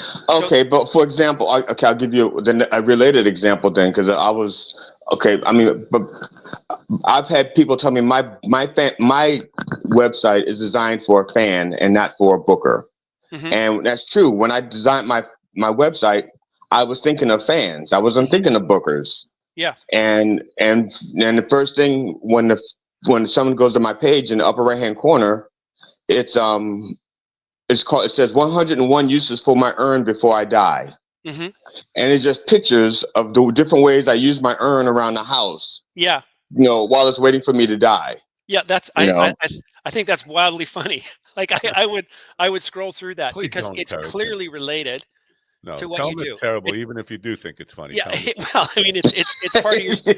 Well, I mean, yeah, people carry around urns of their cats and dogs. So I mean, I'm not sure what's, but well, my urn is of my face, and to be honest, I knew it was working at least for a while because I went into the store to buy some. I went to a Party City, and I was buying some more stuff for my next urn picture, and the lady looked at me and goes, "You look familiar," and because my urn and my face, it's the same face. She goes, "Yeah." I said, I do comedy. She goes, no, it's not that. and then she asked, and then she forgave it. She just gave up on it. She asked me, what are you buying this for? I said, well, I have an urn. And she goes, oh, yes. And she knew my urn. Yes, I'm the urn guy. I know, but I don't want to be the urn guy. I want to be the comedian who has an urn, not the urn that has a comedian. Yeah. Yeah. Okay, so you can't. Here's an urn story. Control the way people perceive you, or like this is part of the dangers of one being associated with one thing that you've done, and yeah. Well, you never quite know what's going to stick, right? Right. So here's an urn story for you. My sister's partner's father died, sadly, of course. So his urn consists Wait a minute. Okay, yeah. When you say sadly, does that mean nobody was left any money? Is that why? It's sadly he was broke. Yeah, well, I won't comment on that for fear of incrimination. But his urn consists of the middle finger. That was his ashes on the mantle of their fireplace. Is this middle finger, and in it are the ashes of this guy's dad. So I guess as he advanced in age, I suppose maybe he just got a little more cranky. But anyways, it's or arthritic, and he couldn't get all of his fingers up. Yeah, that's like, right. Yeah, because it started off like this, yeah. And then it's like, yeah. I would say it's him ordering 2 beer, right? Yeah. Yeah, but back to your point, it's if you have something there that's engaging, then and people stick, Google measures it. Google measures, for example, how quickly your page loads. And if it loads very slow, and it knows that people typically won't wait more than 5 seconds for your page to fully load. If it takes longer than that, just Google figures you don't care enough about your customers to have a website that loads quickly enough so they're not pissed off before they even start. Right. Yeah. And that's the whole idea about one pager, because it's not going to have to load the whole site. Yeah. I get Correct. Yeah. Now, one thing that relevant content and all this stuff, because on your page, and I think it's in the About Me section where you talk about there's a whole lot more interesting stuff about me. Google it. Like you don't want to put it on that page to bog down that page or to be non-relevant to sailing has nothing to do with what you're actually asking people to get involved with. Do I have that correct? Like that's the point of that? Yeah, I'm basically just pointing people to other rabbit holes, rather than trying to be all singing, all dancing. Yeah. It's like here's some other rabbit holes if you choose to go down them, because it's not exactly a business website. I mean, there's other sites for those sorts of things. There's other sites associated with all the other stuff that I've been involved with. So rather than just confuse the whole mess, it's just here's a bunch of rabbit holes. Choose the one you want to go down. Yeah. Now, to GD's point before, he was saying his site is a fan site, not a booking site. Correct. And I have done some sites lately for booking agents, and they want it to be the business site, and they want to make make it clear that this is the business site of Tribute Band A Mhm. or whatever. Now, do you suggest that if people in the entertainment feel like GD is, and like I am, basically have two sites, one site, fan site, and a different site for a business site? Sure, I think they can. You can have them under this under the same domain. So it can be like something as simple as fans.bertterhart.com, or it could be booking.bertterhart.com. So there has to be these two different paths, because they're two different streams, as it were. Someone Right. who's interested in your comedy and wants to know more about you doesn't necessarily want to book you. Someone who wants to book you is going to find you in a completely different way. They're going to be looking for completely different information. They're going to engage with the content on those individual streams differently, and you have to cater to that. If you don't cater to that, then you're not meeting Google's user experience standards. Does Google recognize those as two separate sites when you use a subdomain, like you're just talking about a fan dot or whatever, or a business dot? Yeah. Does Google recognize those as two separate entities? They would recognize it as two different services or functions under a single entity. So you don't have to create two separate sites. You just have to differentiate it in some way, shape, or form.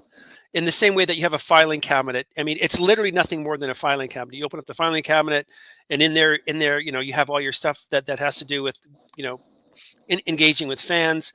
And in another file, you have all the stuff that you need to talk to, your booking agent about. So Google simply recognizes this as two different functions of the same entity.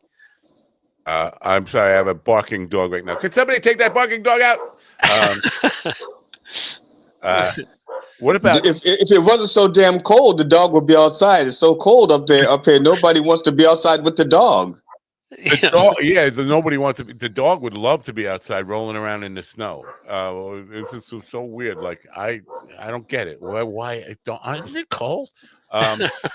What's happening now is the dogs. My stepdaughter owns a dog. She probably just came home, and the dog is just barking at her, and she's out having a cigarette before she comes in the house. So you're not being robbed. I mean, that's the first function of the dog, is to make sure that the people that aren't supposed to be in the house aren't getting in the house. I pray every day that a hitman is coming for me, but it just never happens. Email marketing. Is email marketing dead? Back not too long ago, when I left the corporate world, it was all about getting people to opt in for an email list. It's give them something of some value, so you get their name and contact, and then spam the hell out of them. Not spam, but email the hell out of them. And with this whole autoresponder and follow-up emails, is that dead, or is that it's just overused to the point of exhaustion? Well, I think it's close to overused to the point of exhaustion. I mean, if you're intent on spamming people, then that's just a no-no. That's not going to work. It never worked. It never really worked. It was basically a trick, because here's a new piece of technology. Here's a way that we can have a conversation with with our customers. So let's do it and see if we can't make a pile of money doing it. And Right. But having said that, you should never be ignoring a conversation that you can have with your ideal customer ever. Yeah. And it's doing that over email is still wildly effective. I get 10 emails a day from Elon Musk's space heater people. Even though I block them, I started by unsubscribing, but I realized unsubscribing is an action that says I opened it, and that's just going to get more stuff, and they just ignore the unsubscribe thing. And then I block them, and I still get them all day long now. Like I don't want an Elon Musk space heater. How do I make this clear? But yeah, it's sometimes I feel like it's counterproductive.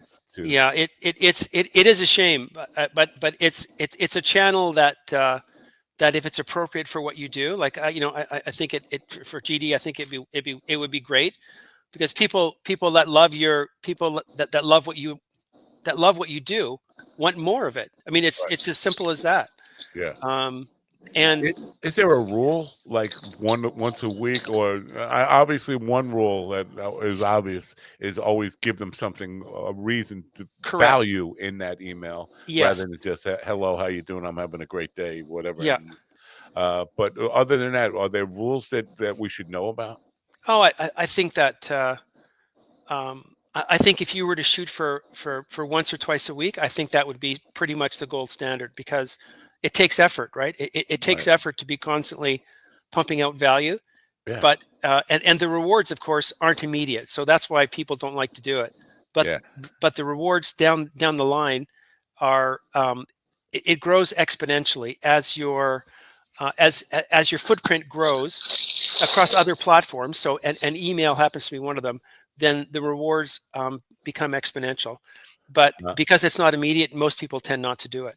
And because it is really successful, or can be really successful, everybody is trying to game the system, as it were, which is why you get 100 emails about Elon Musk's space heater. It doesn't seem like it's always from the same person. Like they signed up so many affiliates or whatever to sell this crap. It's just really annoying. Yes. The idea of websites in general, it feels like, and a big part of the audience here is performing artists, and a lot of them have abandoned websites for using my social media page as a website. Is that a bad idea, good idea, or indifferent, as long as you use it correctly? It's certainly not a bad idea. I think it's if you're a performing artist, and the people who are your target audience, or the people who resonate with you, if they're on YouTube, then that's where you need to be. If they're on TikTok, that's where you need to be. If they're on Instagram, that's where you need to be. If they're on Twitter, that's where you need to be. If it's Medium, if it's Reddit, it's the list is probably, there's probably 100 different social media channels where large segments of your audience will find themselves, and that doesn't necessarily mean that they're going to find you on the web. Right. So, and the way to the way to make your website more effective is simply to have all those arrows on Facebook, on Twitter, and Instagram, whatever the case might be, all pointing back to a single page website where they can, and with a great big call to action that says, this is what I want you to do next. I almost feel, because I started a website last night and it was a multi-pager. They asked me up front, because AI is doing a lot of the building now, which is kind of very weird. I wasn't expecting this. I installed a WordPress installation on a host, and then all of a sudden it was asking me. I was like, I don't feel like I'm in WordPress anymore. I feel like I got taken to a whole other planet where I don't even have to do anything. But it asked me multi-page or single page. I want to undo the whole thing now and go back to single page, because it just seems, after looking at your thing, I was like, damn, this is what I've been doing with a one-pager PDF, but in the same format. AI, you mentioned AI before, and here's the thing with the site I built last night. It built in testimonials, and like they put fake people in there and fake testimonials. I feel like I got to take that down. I feel like I don't want that up there, but AI is just took it upon itself. Hey, we're going to give you some testimonials. Any downside other than what I just talked about to using AI in as one-page web construction? None. The content it spits back at you. I mean, AI is really good, at least at this stage, is really good at hallucinating. Like it'll make up testimonials, it'll make up legal cases, it'll just head off on a tangent. So you simply, AI is this great, it's this great architect, but you still need someone to go in there and place the couch here and hang this painting there, which is the human touch, which is making sure that all these AI placeholders, they may or may not be relevant, and they still have to be. There's obviously still fine tuning that has to be done in terms of just the human touch. Yeah, it felt like it was trying to make my life simpler, but it invented a whole team of staff members that I have to go in and erase now, and now that's more work for me. I have to figure out, what do I do with this spot you created for these people who don't really exist in my life, and I don't want to be lying to the. I feel like that's the worst thing you can do, is be dishonest about. I have this team of people who you could probably find their pictures on the web somewhere on somebody else's team. I mean, AI is simply telling you that this is probably a good idea based on the template you're using and the niche that you're working in. Yeah. It might be something, it may typically be something that a browser would be interested in, but that you don't have to use it. So it's simply a matter of taking that whole section and just blowing it up, just getting rid of it, just hitting the delete button. Or I guess you could see it. Like, I'm sorry, because of what I do.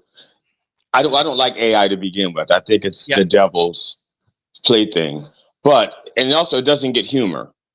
But if it were to give me, if it were to design a site for me or something, and it would create these like 9 different positions or staff, like the writer, I would put my face in every last one of them and just change the names. So like, okay, GD Fenderson is the writer, and then GD Fenderson, oh look, he's the painter. Oh yeah, and GD Fenderson, he's also the chauffeur. GD Fenderson, he builds the sets. He's also an AI bigot. So no, yes, I hate AI. I think. Well, I mean, we've been swimming in a sea of AI for a very long time. It's been around for a long time. Yeah. So there's there's elements not to like. You're absolutely correct about that. But then it's also AI flies every airplane that you're on, and anytime you get on a commercial flight and go somewhere. I thought his name was Alan. I thought his name was Alan Ipskin, I thought Ibowitz. I thought that was Alan Ibowitz. You mean that AI is not his initials? Because he's a great pilot. He was a World War II pilot. He's a World War I pilot that just refuses to go quietly into the night. So you're absolutely. I mean, so it's important, I think, to differentiate something about. The good. That there's good and bad to there's 2 sides to every coin. I don't mind. I don't like it when it's being used in place of creativity. Oh God. Okay, yeah. I understand. I understand when it's like I have AI in my car. Okay, and my car, even though my car is still not as good a driver as I am, because I've been driving for 50 years, 48 legally, I think. But you can't parallel park, because we have. I can parallel park. I can parallel park like a mother, but my car is like, but like I anticipate things that my car doesn't even anticipate. Yeah. I'll give you driving up here, okay? Because my wife was always questioning the things I do. Driving up here, I'm in the left lane, and this guy pulls up on my right side. And the left side of his car is dented up like you wouldn't believe. So I know that guy does not know how to go over here. So I could not speed up. I could not speed up to get him off myself. So I slowed down so that when he does that, and the only thing is when I did that, and I noticed the other side was messed up too, but not as bad. Yeah. But the thing is that when you had that means you don't know how to turn left. Okay, so I'm going to get out of your blind spot. Yeah. So I think AI would not think to do that. I think you could write Elon and tell him, what you need to have is a dent per square foot measure.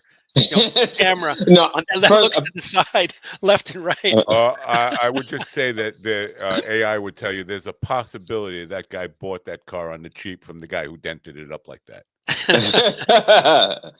But the thing is, you still have to consider. I mean, I do think that that's a possibility, but to be safe, I'm going to assume that they did that.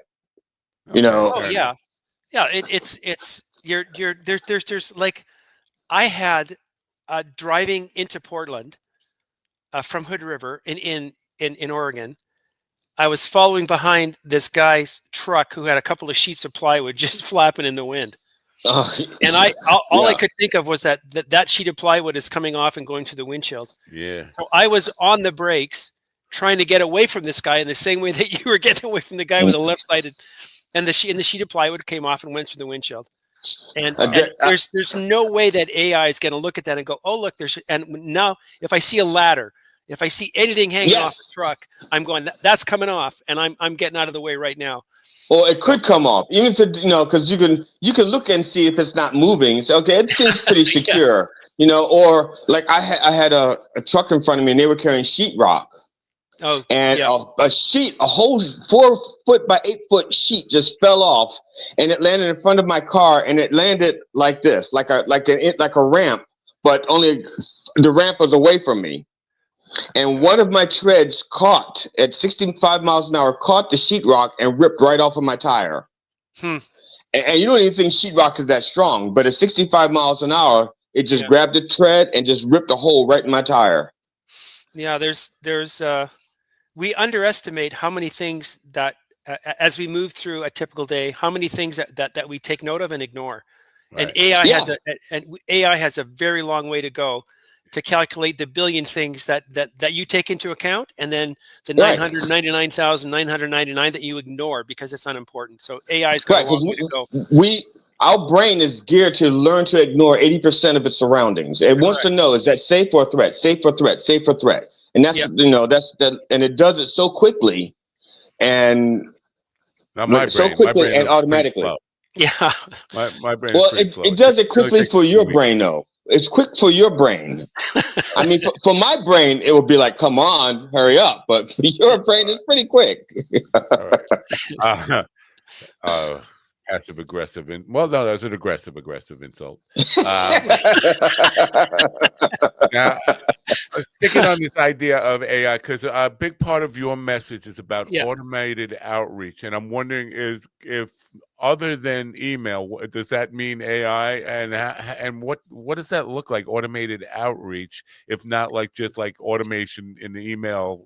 What does that mean in terms of what you do when you talk about automation? Well, I think that most small, and my focus is on small business. That's a soft spot.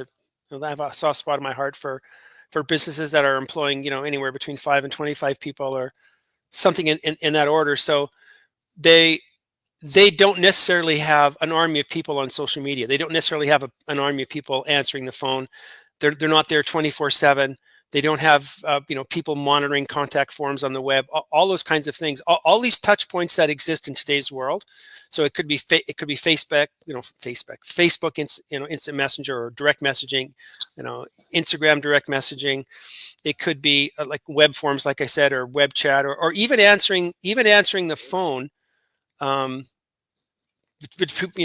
3 o'clock in the morning. Inreach, not outreach. Answer. Well, but it's a balance, because if they call and no one answers the phone, then AI can then immediately text them back and say, "Hey, I missed your call," which becomes outreach, right? And AI can be way more intelligent about what you do than just about anybody that you could employ other than yourself, because you can train that AI on everything about your business, all the case studies, everything about your particular niche, and then that you can have an intelligent conversation with an individual about why they felt they needed to call you at 3 o'clock in the morning, because in today's world, it's 24. I mean, I get calls day and night. My phone never stops ringing because I have customers that are in a bunch of different time zones, and they just figure, well, I'm up, Bert should be up, so I'm going to give him a call now. Yeah, I'm sorry to giggle at that, but you just reminded me. During the pandemic, I was reaching out to a lot of celebrities to be on my nighttime show, and I saw Neil Sedaka, if anybody remembers that name. Neil Sedaka is a singer-songwriter from the 50s and 60s and 70s. He was on Facebook, and it was 2 o'clock in the morning, and I instant messaged him and asked him to be on my show, and he said, "Who the hell sends a message like this at 2 o'clock in the morning?" Yeah, exactly. There's always that guy who's going to call you at 2 in the morning. Yeah. Most of we have to kind of wrap this up. Most of the audience for this show is in performing arts. And you said your niche is really small business. Do you have anything that they should be aware of, or any kind of advice for people in the performing arts who are trying to build their following, build their business, any of that kind of stuff? Well, I think my advice would be simply to go where your ideal customer is. I mean, that's the rule of thumb this day in however you want to contextualize search. So if the people who you're going to engage with and want to engage with you are consuming YouTube Shorts, then do that. Yeah. And just make sure that you have a call to action, which is nothing more than telling people how you want them to interact with you specifically. Have that on your YouTube Shorts, and have a simple link back to a web page that has a very strong call to action. And you simply cannot go wrong doing those two very simple things. Meet your customers where they are, and then have a call to action that tells them what to do. Do Excellent, that, and excellent advice. And as soon as you started saying that, I was thinking, well, yeah, it's far more important to be on TikTok and YouTube Shorts, maybe Instagram Shorts, than any other thing. And just on the call to action before I let you go, because in my YouTube Shorts, I always wait until the end, the last 10 seconds to put the subscribe, comment, and hit the notification stuff. Should that be up front? Should I start with that call to action? Well, I mean, YouTube will tell you how long people tend to watch your videos. Right. Yeah. So you need to make sure that the call to action is before the typical user or browser decides to do something else. So there's nothing wrong with putting it at the front. There's nothing wrong with saying, hey, welcome, blah blah blah. Make sure you click and subscribe right down there. But here's the thing. Like, for example, being a comedian or even a musician, anybody in entertainment, if you have like a 90-second video, okay, if you're a comedian, the joke is near the end. It's not like you start with the joke and then explain it. You don't start with the punchline in the first 2 seconds and then explain it. And people like, I can't wait.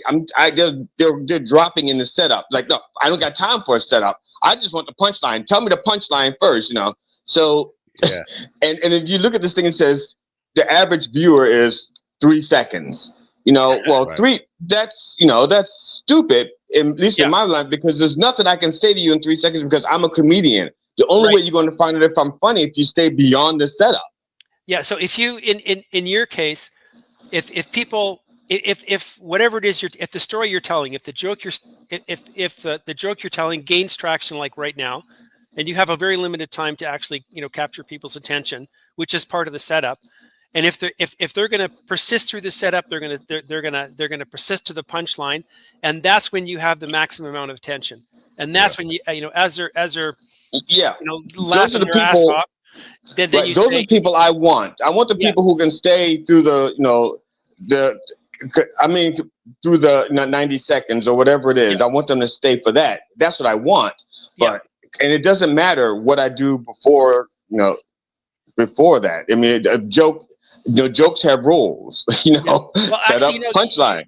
You make a really, really good point. There is nothing wrong with polarizing your audience, which is, you say you want the people that are going to be there for 90 seconds, and you don't want the guys who have a 5-second attention span right, because they're not going to get a joke anyway. They're not smart enough for a joke. Yeah, so you want to. It's just as important to identify those people that you don't care about as it is to identify the people that you do care about. Totally, that's the best advice of the day, I think, because in business in general, people want to please everybody. You can't please everybody. You have to figure out who you can not waste your time and energy on. Yeah, so there is nothing wrong again with you polarizing your audience, just as you described. If you can't be there for the setup, then you don't deserve the punchline, and go find something else to laugh at.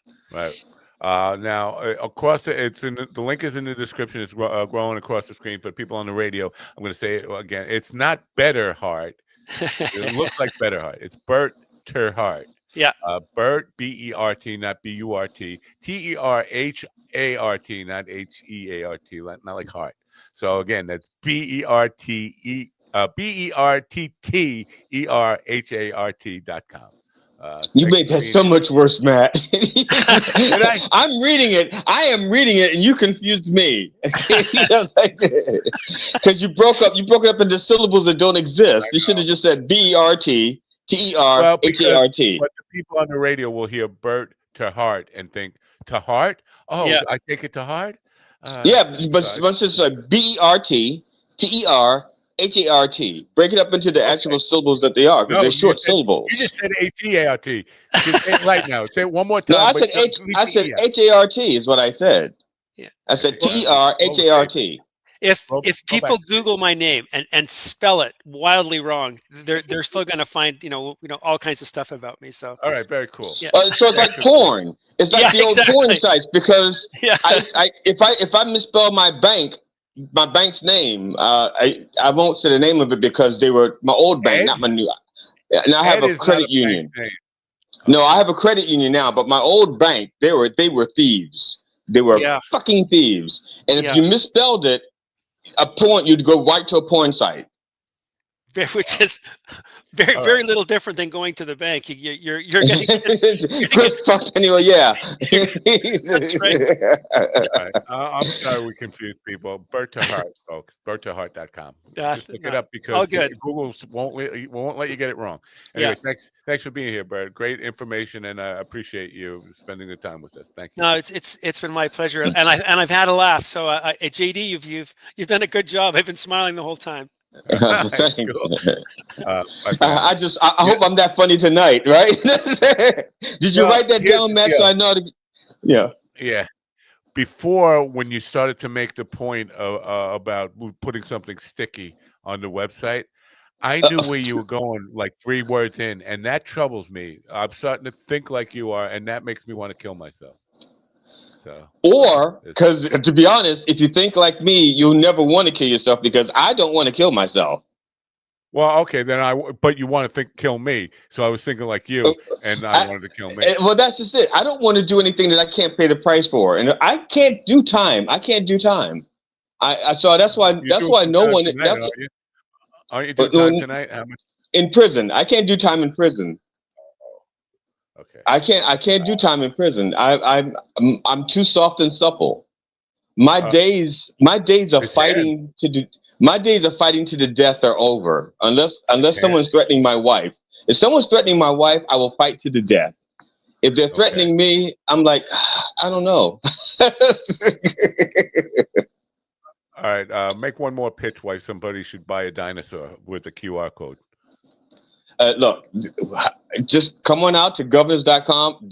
Governors, come on out to Governors Comedy Club, Levittown, New York. Yeah, Levittown, New York, and it's Levittown, TOWN. Do not do Levitton, because then you'll wind up in Massachusetts, and we are not there. It's Levittown, New York. Okay, and yeah, so check us out. It's myself, Ron Kane, who is whatever you see of him on the show. Like, he doesn't speak much, but what he does is dark. Well, on stage, he's a lot darker and he speaks a lot more. Wow. He's pretty dark. Pretty dark. And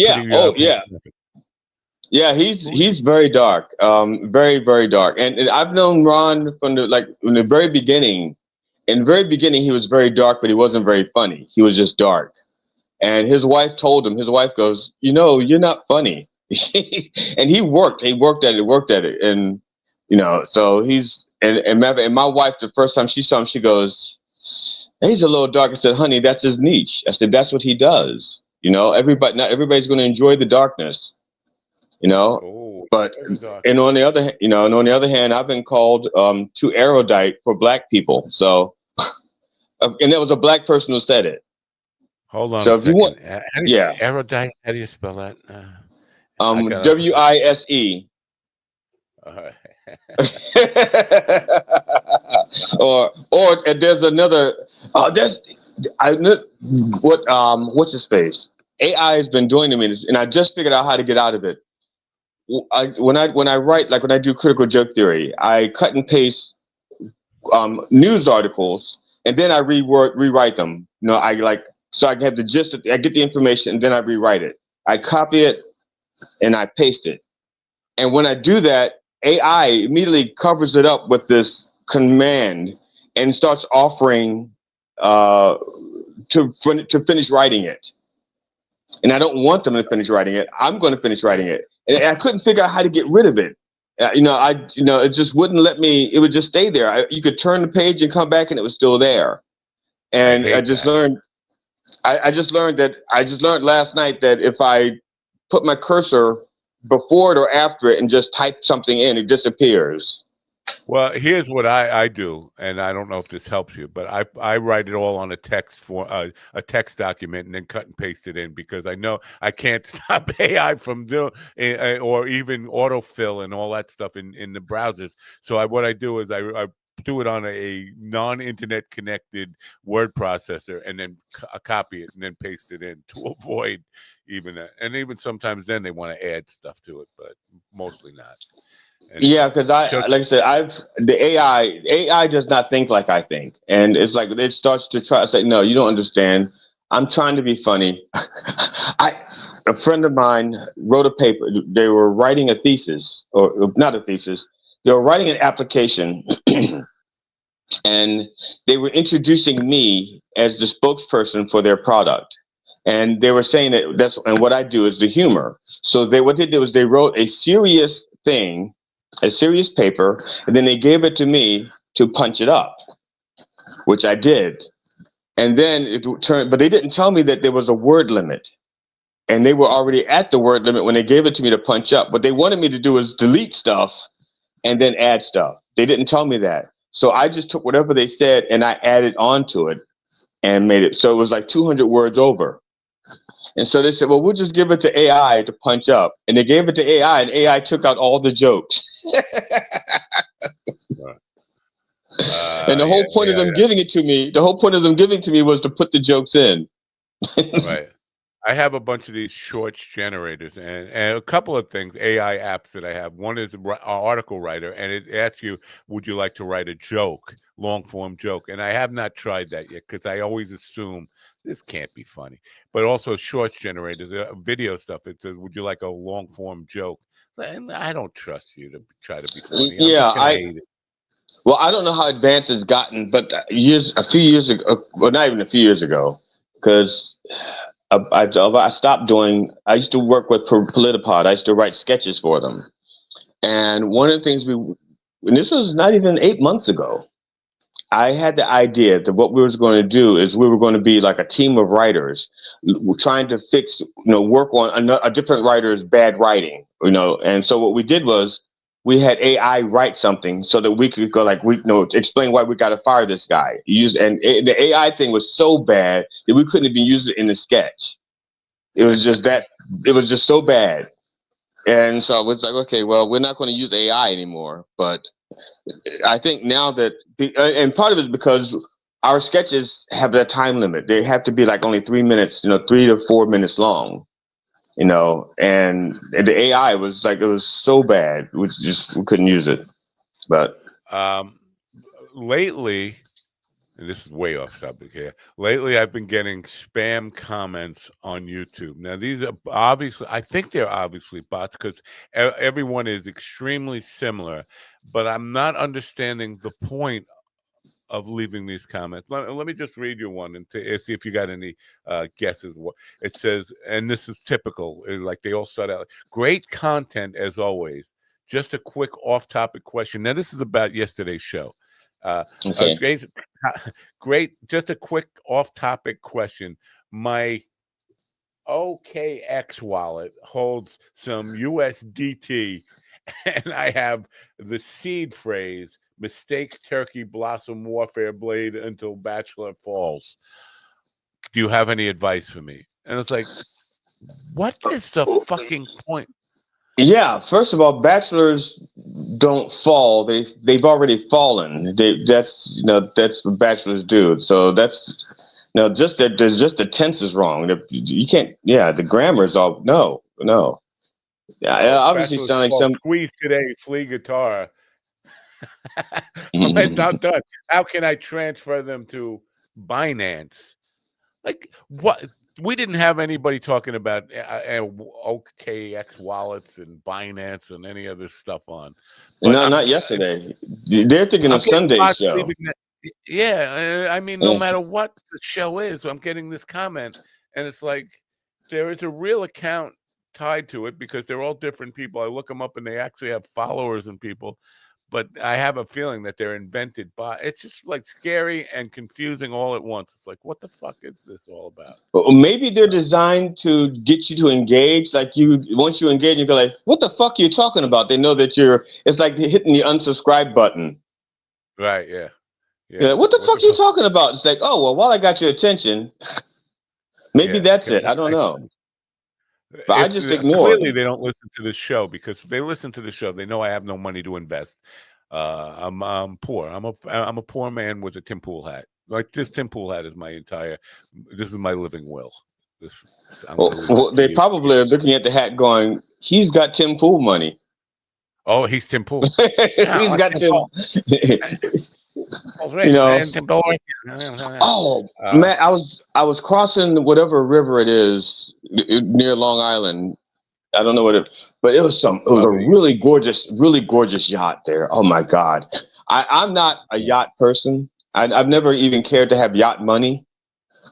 I wanted that yacht. That yacht was it was like 100% enclosed. It looked like a bullet, looked like a transparent bullet floating on the water with a radar or sonar thing on top. It was so sleek. It's so beautiful. And I thought to myself, reminded me of the boat that Trump had bought from the Sultan of Dubai or something like that, back in the day. But he had to auction it off with one of his bankruptcies. Maybe that was it, because it looked like that. What you just described. But it was. I was like, oh man, that is so nice. Nope. And then I thought to myself, well, I will never have something like that. Maybe I could get to do some comedy on one of those things. And I started thinking, maybe I'll start trying to book myself as a comedian and working private yachts and stuff like that. No. Yeah, to be honest with you, I got it's coincidental that you just bring this up, but I got are you available to do a paint party on a yacht in the East River just last night from this company I'm doing the painting parties with.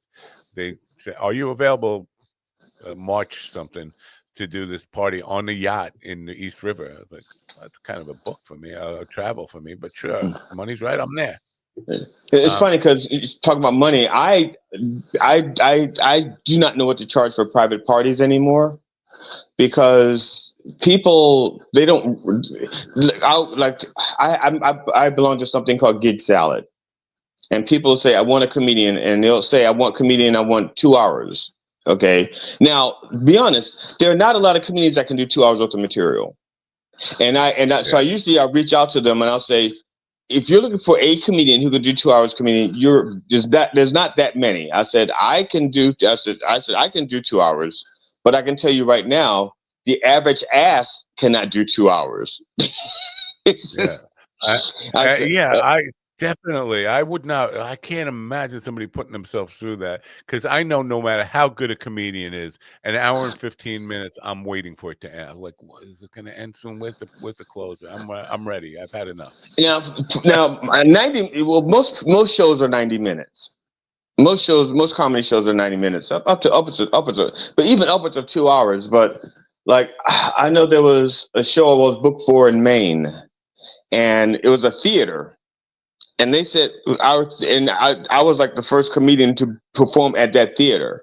And they said to me, because it's a theater, they're used to taking a break at 45 minutes in.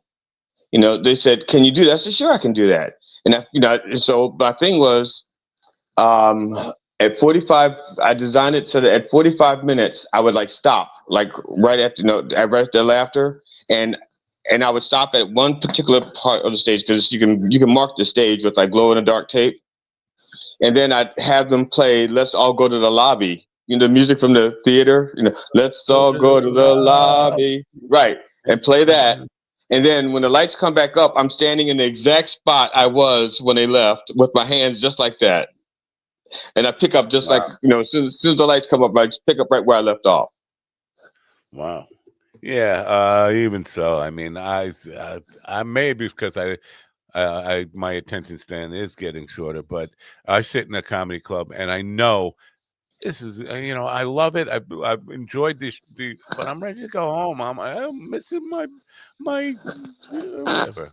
Miss my weed. Most of the people, like, so when I do a one person show that's long, I've only had one person tell me it was too long, and beyond in that show, and that actually was too long, because it was only supposed to be 90 minutes, and my timekeeper, the one who was supposed to light me at a certain time, he had an emergency, and 35 minutes into the show, I see him run out. I see him grab his coat and just run out. He didn't even say anything to anybody. He just runs out, and then later, and I'm on stage, so he can't text me or anything, and I find out later he had a family emergency and he had to leave.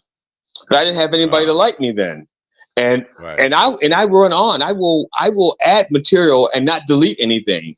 And so instead of a 90-minute, and it was a 90-minute show, I'd done it a few times, that particular night, it was 2 hours and like 20 minutes or something like that. Wow. And someone says, that was it me or was that longer than 90 minutes? I said, no, it was longer than 90 minutes. I said, I thought so because my ass got numb. Wow. I want my ass to get numb, actually. But let's get a copyright. That's great. Well, that's great if you're going to do anal later, you know. Yeah, yes. That's exactly my point.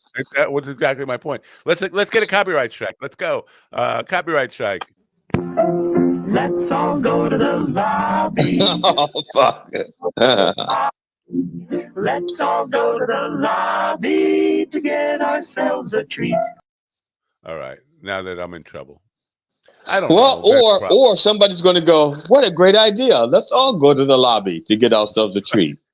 Well, Foulmouth just arrived. He said, y'all run everybody off. Actually, it's time. Well, I guess we're talking about Stephen and Ron. No, but today is a special travel day. If you don't know, Foulmouth, these guys are performing on my island, not necessarily in my neighborhood at all, but on my island tonight. Before we wrap this up, I got to ask you this. Now, do you, with this QR thing that you created this QR code, do you have a way of tracking it so we know if this is actually working? If anybody actually clicked on this thing, I have no idea. No, I don't know how any of that shit works. Because I only reason why I use the QR codes because the reason why I had the QR codes is because I printed up flyers, and if someone has a flyer, they can order the ticket with the flyer in their hand. Like, bam, that's it. Right. And that's why I had the QR code to make it simple. I do the same thing like with the T-shirts and stuff or anything that people have to order. I put you wouldn't know this because I don't think anybody's bought any of the Reverend shirts, and that's because I don't think they take it serious that it's a real product. It's like, so I say, you can order these shirts. When you tell them we have Mind Dog ass pumps and things, whatever. That might confuse them. Yeah, it's like, do they really have merchandise? Say, go to the merchandise page, and I say ridiculous shit so that hopefully people will check out the merchandise page. Just like, do they really have flashlights that tell you that the light is on? Like, light is on. We definitely do have a sex doll that has no head on it. You can go to minddogtv.com/doll. And you will find all about our sex doll that has no head. And we'll dress it up. We'll dress it up like any of the members of the crew. I mean, we'll put it on. You can dress it like cool. Matt. We'll put the little black hat on it with the little red and black flannel shirt. Extra cost. We have to have heads that we sell, and we'll develop special custom heads for. My wife, Carol, wants. Okay, I've been wanting a bobblehead of myself for a very long time. And I want it done a particular way. And every time, I can get one for like $75, but what I want is like upwards of $200. And my wife says, I'll pay for it. I was like, I understand, but I just can't. I don't think my face is worth $200 fucking dollars. Wow. I can't. It's just all very disturbing to me. First of all, it's disturbing that you would want a bobblehead of yourself. Second of all, that there's a place that makes them, and third of all, that you don't think that your face is worth $200. It's all just very disturbing. My first wife did. She was an artist, and she did this statue of me, but it didn't look anything like me. Okay, what it was is it was one of those. You buy the what is it? I can't remember. It's like alabaster statues, and then you paint them to whatever you want. So she bought this alabaster statue of this black guy sitting on a basketball because I used to play basketball, and then she paints it with my team colors and the hair and everything. But it didn't have my. It didn't have my facial structure. A black bastard. Well, then it looked just like me then, before she painted it.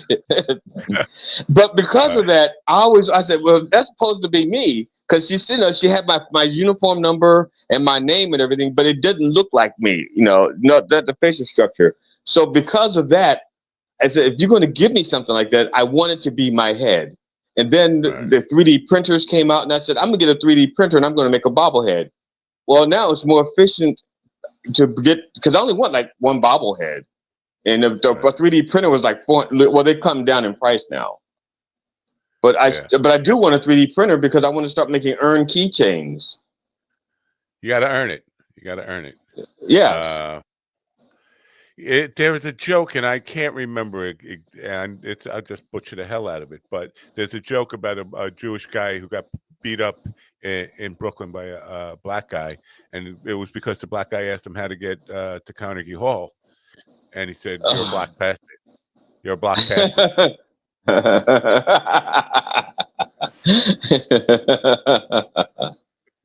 I guess what is it? You're supposed to say you're a block pastor, but make it sound, but say it like with the Yiddish accent. So it's Yeah, you got to say you're a black bastard. Anyway, I have to. And your mother's a skank whore. Oh, that would definitely. You can't rationalize that. I have to skateboard to my way to Levittown, so I have to leave kind of early. So I just want to tell people Monday I'm not going to be here. GD will be running the insanity. I'll probably be here to hit the start button and then got to run. I have double events, and I'm all over Long Island and New York and everywhere on Monday. So you're leaving now. You're leaving now so you can get here in time for dinner? Is that it? I have to go shave, shower, and get my skateboard out. I'm having car troubles again and deals with that. So I got to figure out a way to get there, to be honest with you. I might have to hitchhike. Okay. Oh, I'm going to take it. I'm about to take a nap. I got to take a nap. I'm exhausted. I got up at 3 o'clock this morning. Well, I tried to bring this up to Ron earlier about how I need a nap before I perform, and no matter what time of day it is, I just I need to be napped up before. I need a nap. There's no I need a nap. I told Steven that also. I said I have to take. I said you guys want to have dinner. I said that's right in my fucking prime time nap time before I perform. You know, I take a nap and I wake up around 4. And rehearse. The dinner thing is what's fucking me up because in order to get to there for dinner, I got to hit rush hour anyway, and whatever. But we'll figure. Yeah, and then we're doing the show from 6 to 7. Right. And that's when I start to get the jitters because at 7 o'clock I'm used to being in the club, setting things up, and making sure that whatever fails, there's a backup for it. Did you bring I'm bringing this iPad thing that iTablet to tape you guys on tonight. Did you bring anything like a video camera or any kind of? I have a 4K camera. I have a 4K camera and an HD camera and 2 tripods. And I also have my laptop, which has a camera on it, which but I don't know where I can set that. Because I was going to try to do a tech rehearsal and stream it through Plausible. Oh. See, we'll figure the setup and all because we'll have enough devices there. I want all this footage so I can edit up a nice, really good version of the show tonight. So. Yeah, see this? This is the reason why I had trouble doing my Plausible shows away from my house. Is because I didn't have a good 5G hotspot.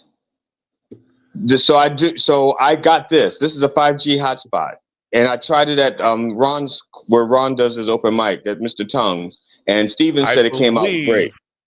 The Wi-Fi is really good in Govs, and it is because I've done streaming there on my phone while we're in Tony's little.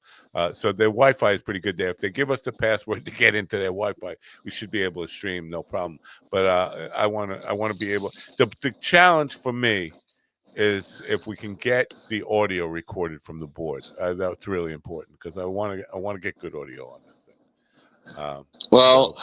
That's going to be, I don't know. We'll see, because what I try to do, I have 2 cameras because I want to get the audience sound, and part of the videos, I want to get the full. First off, God, let there be a big audience. Even if there's not, and when I edit the video, there will be. It will be like Madison Square Garden packed. Hey, wait a minute! Is this a stadium they're playing in? Wait a minute! I've been there. It only holds 85 people. That's definitely 470. It's 85,000. Like, wait a minute! You get to stack them. They get to stack them at the tables. Yeah, and that's Whitney Houston will be singing the Star Spangled Banner beforehand.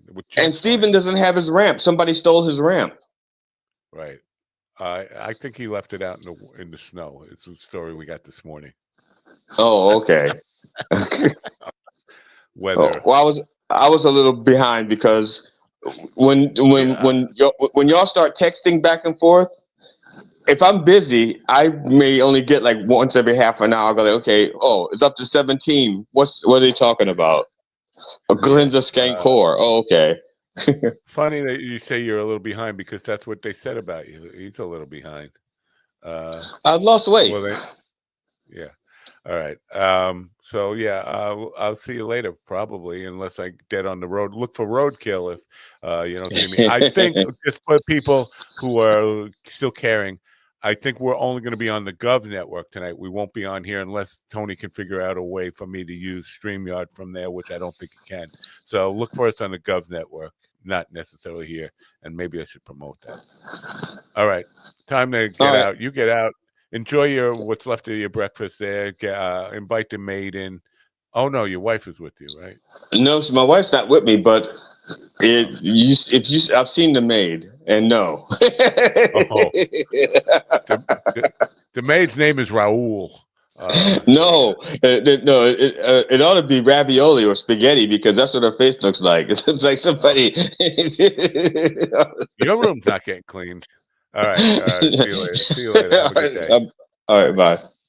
Bye for now. I have to say something to you folks, and I just can't do it until I have my button ready. Oh, okay. I'm ready to say it now. That's the show for today. Thanks for coming, and don't forget to turn on your radio. Bye for now.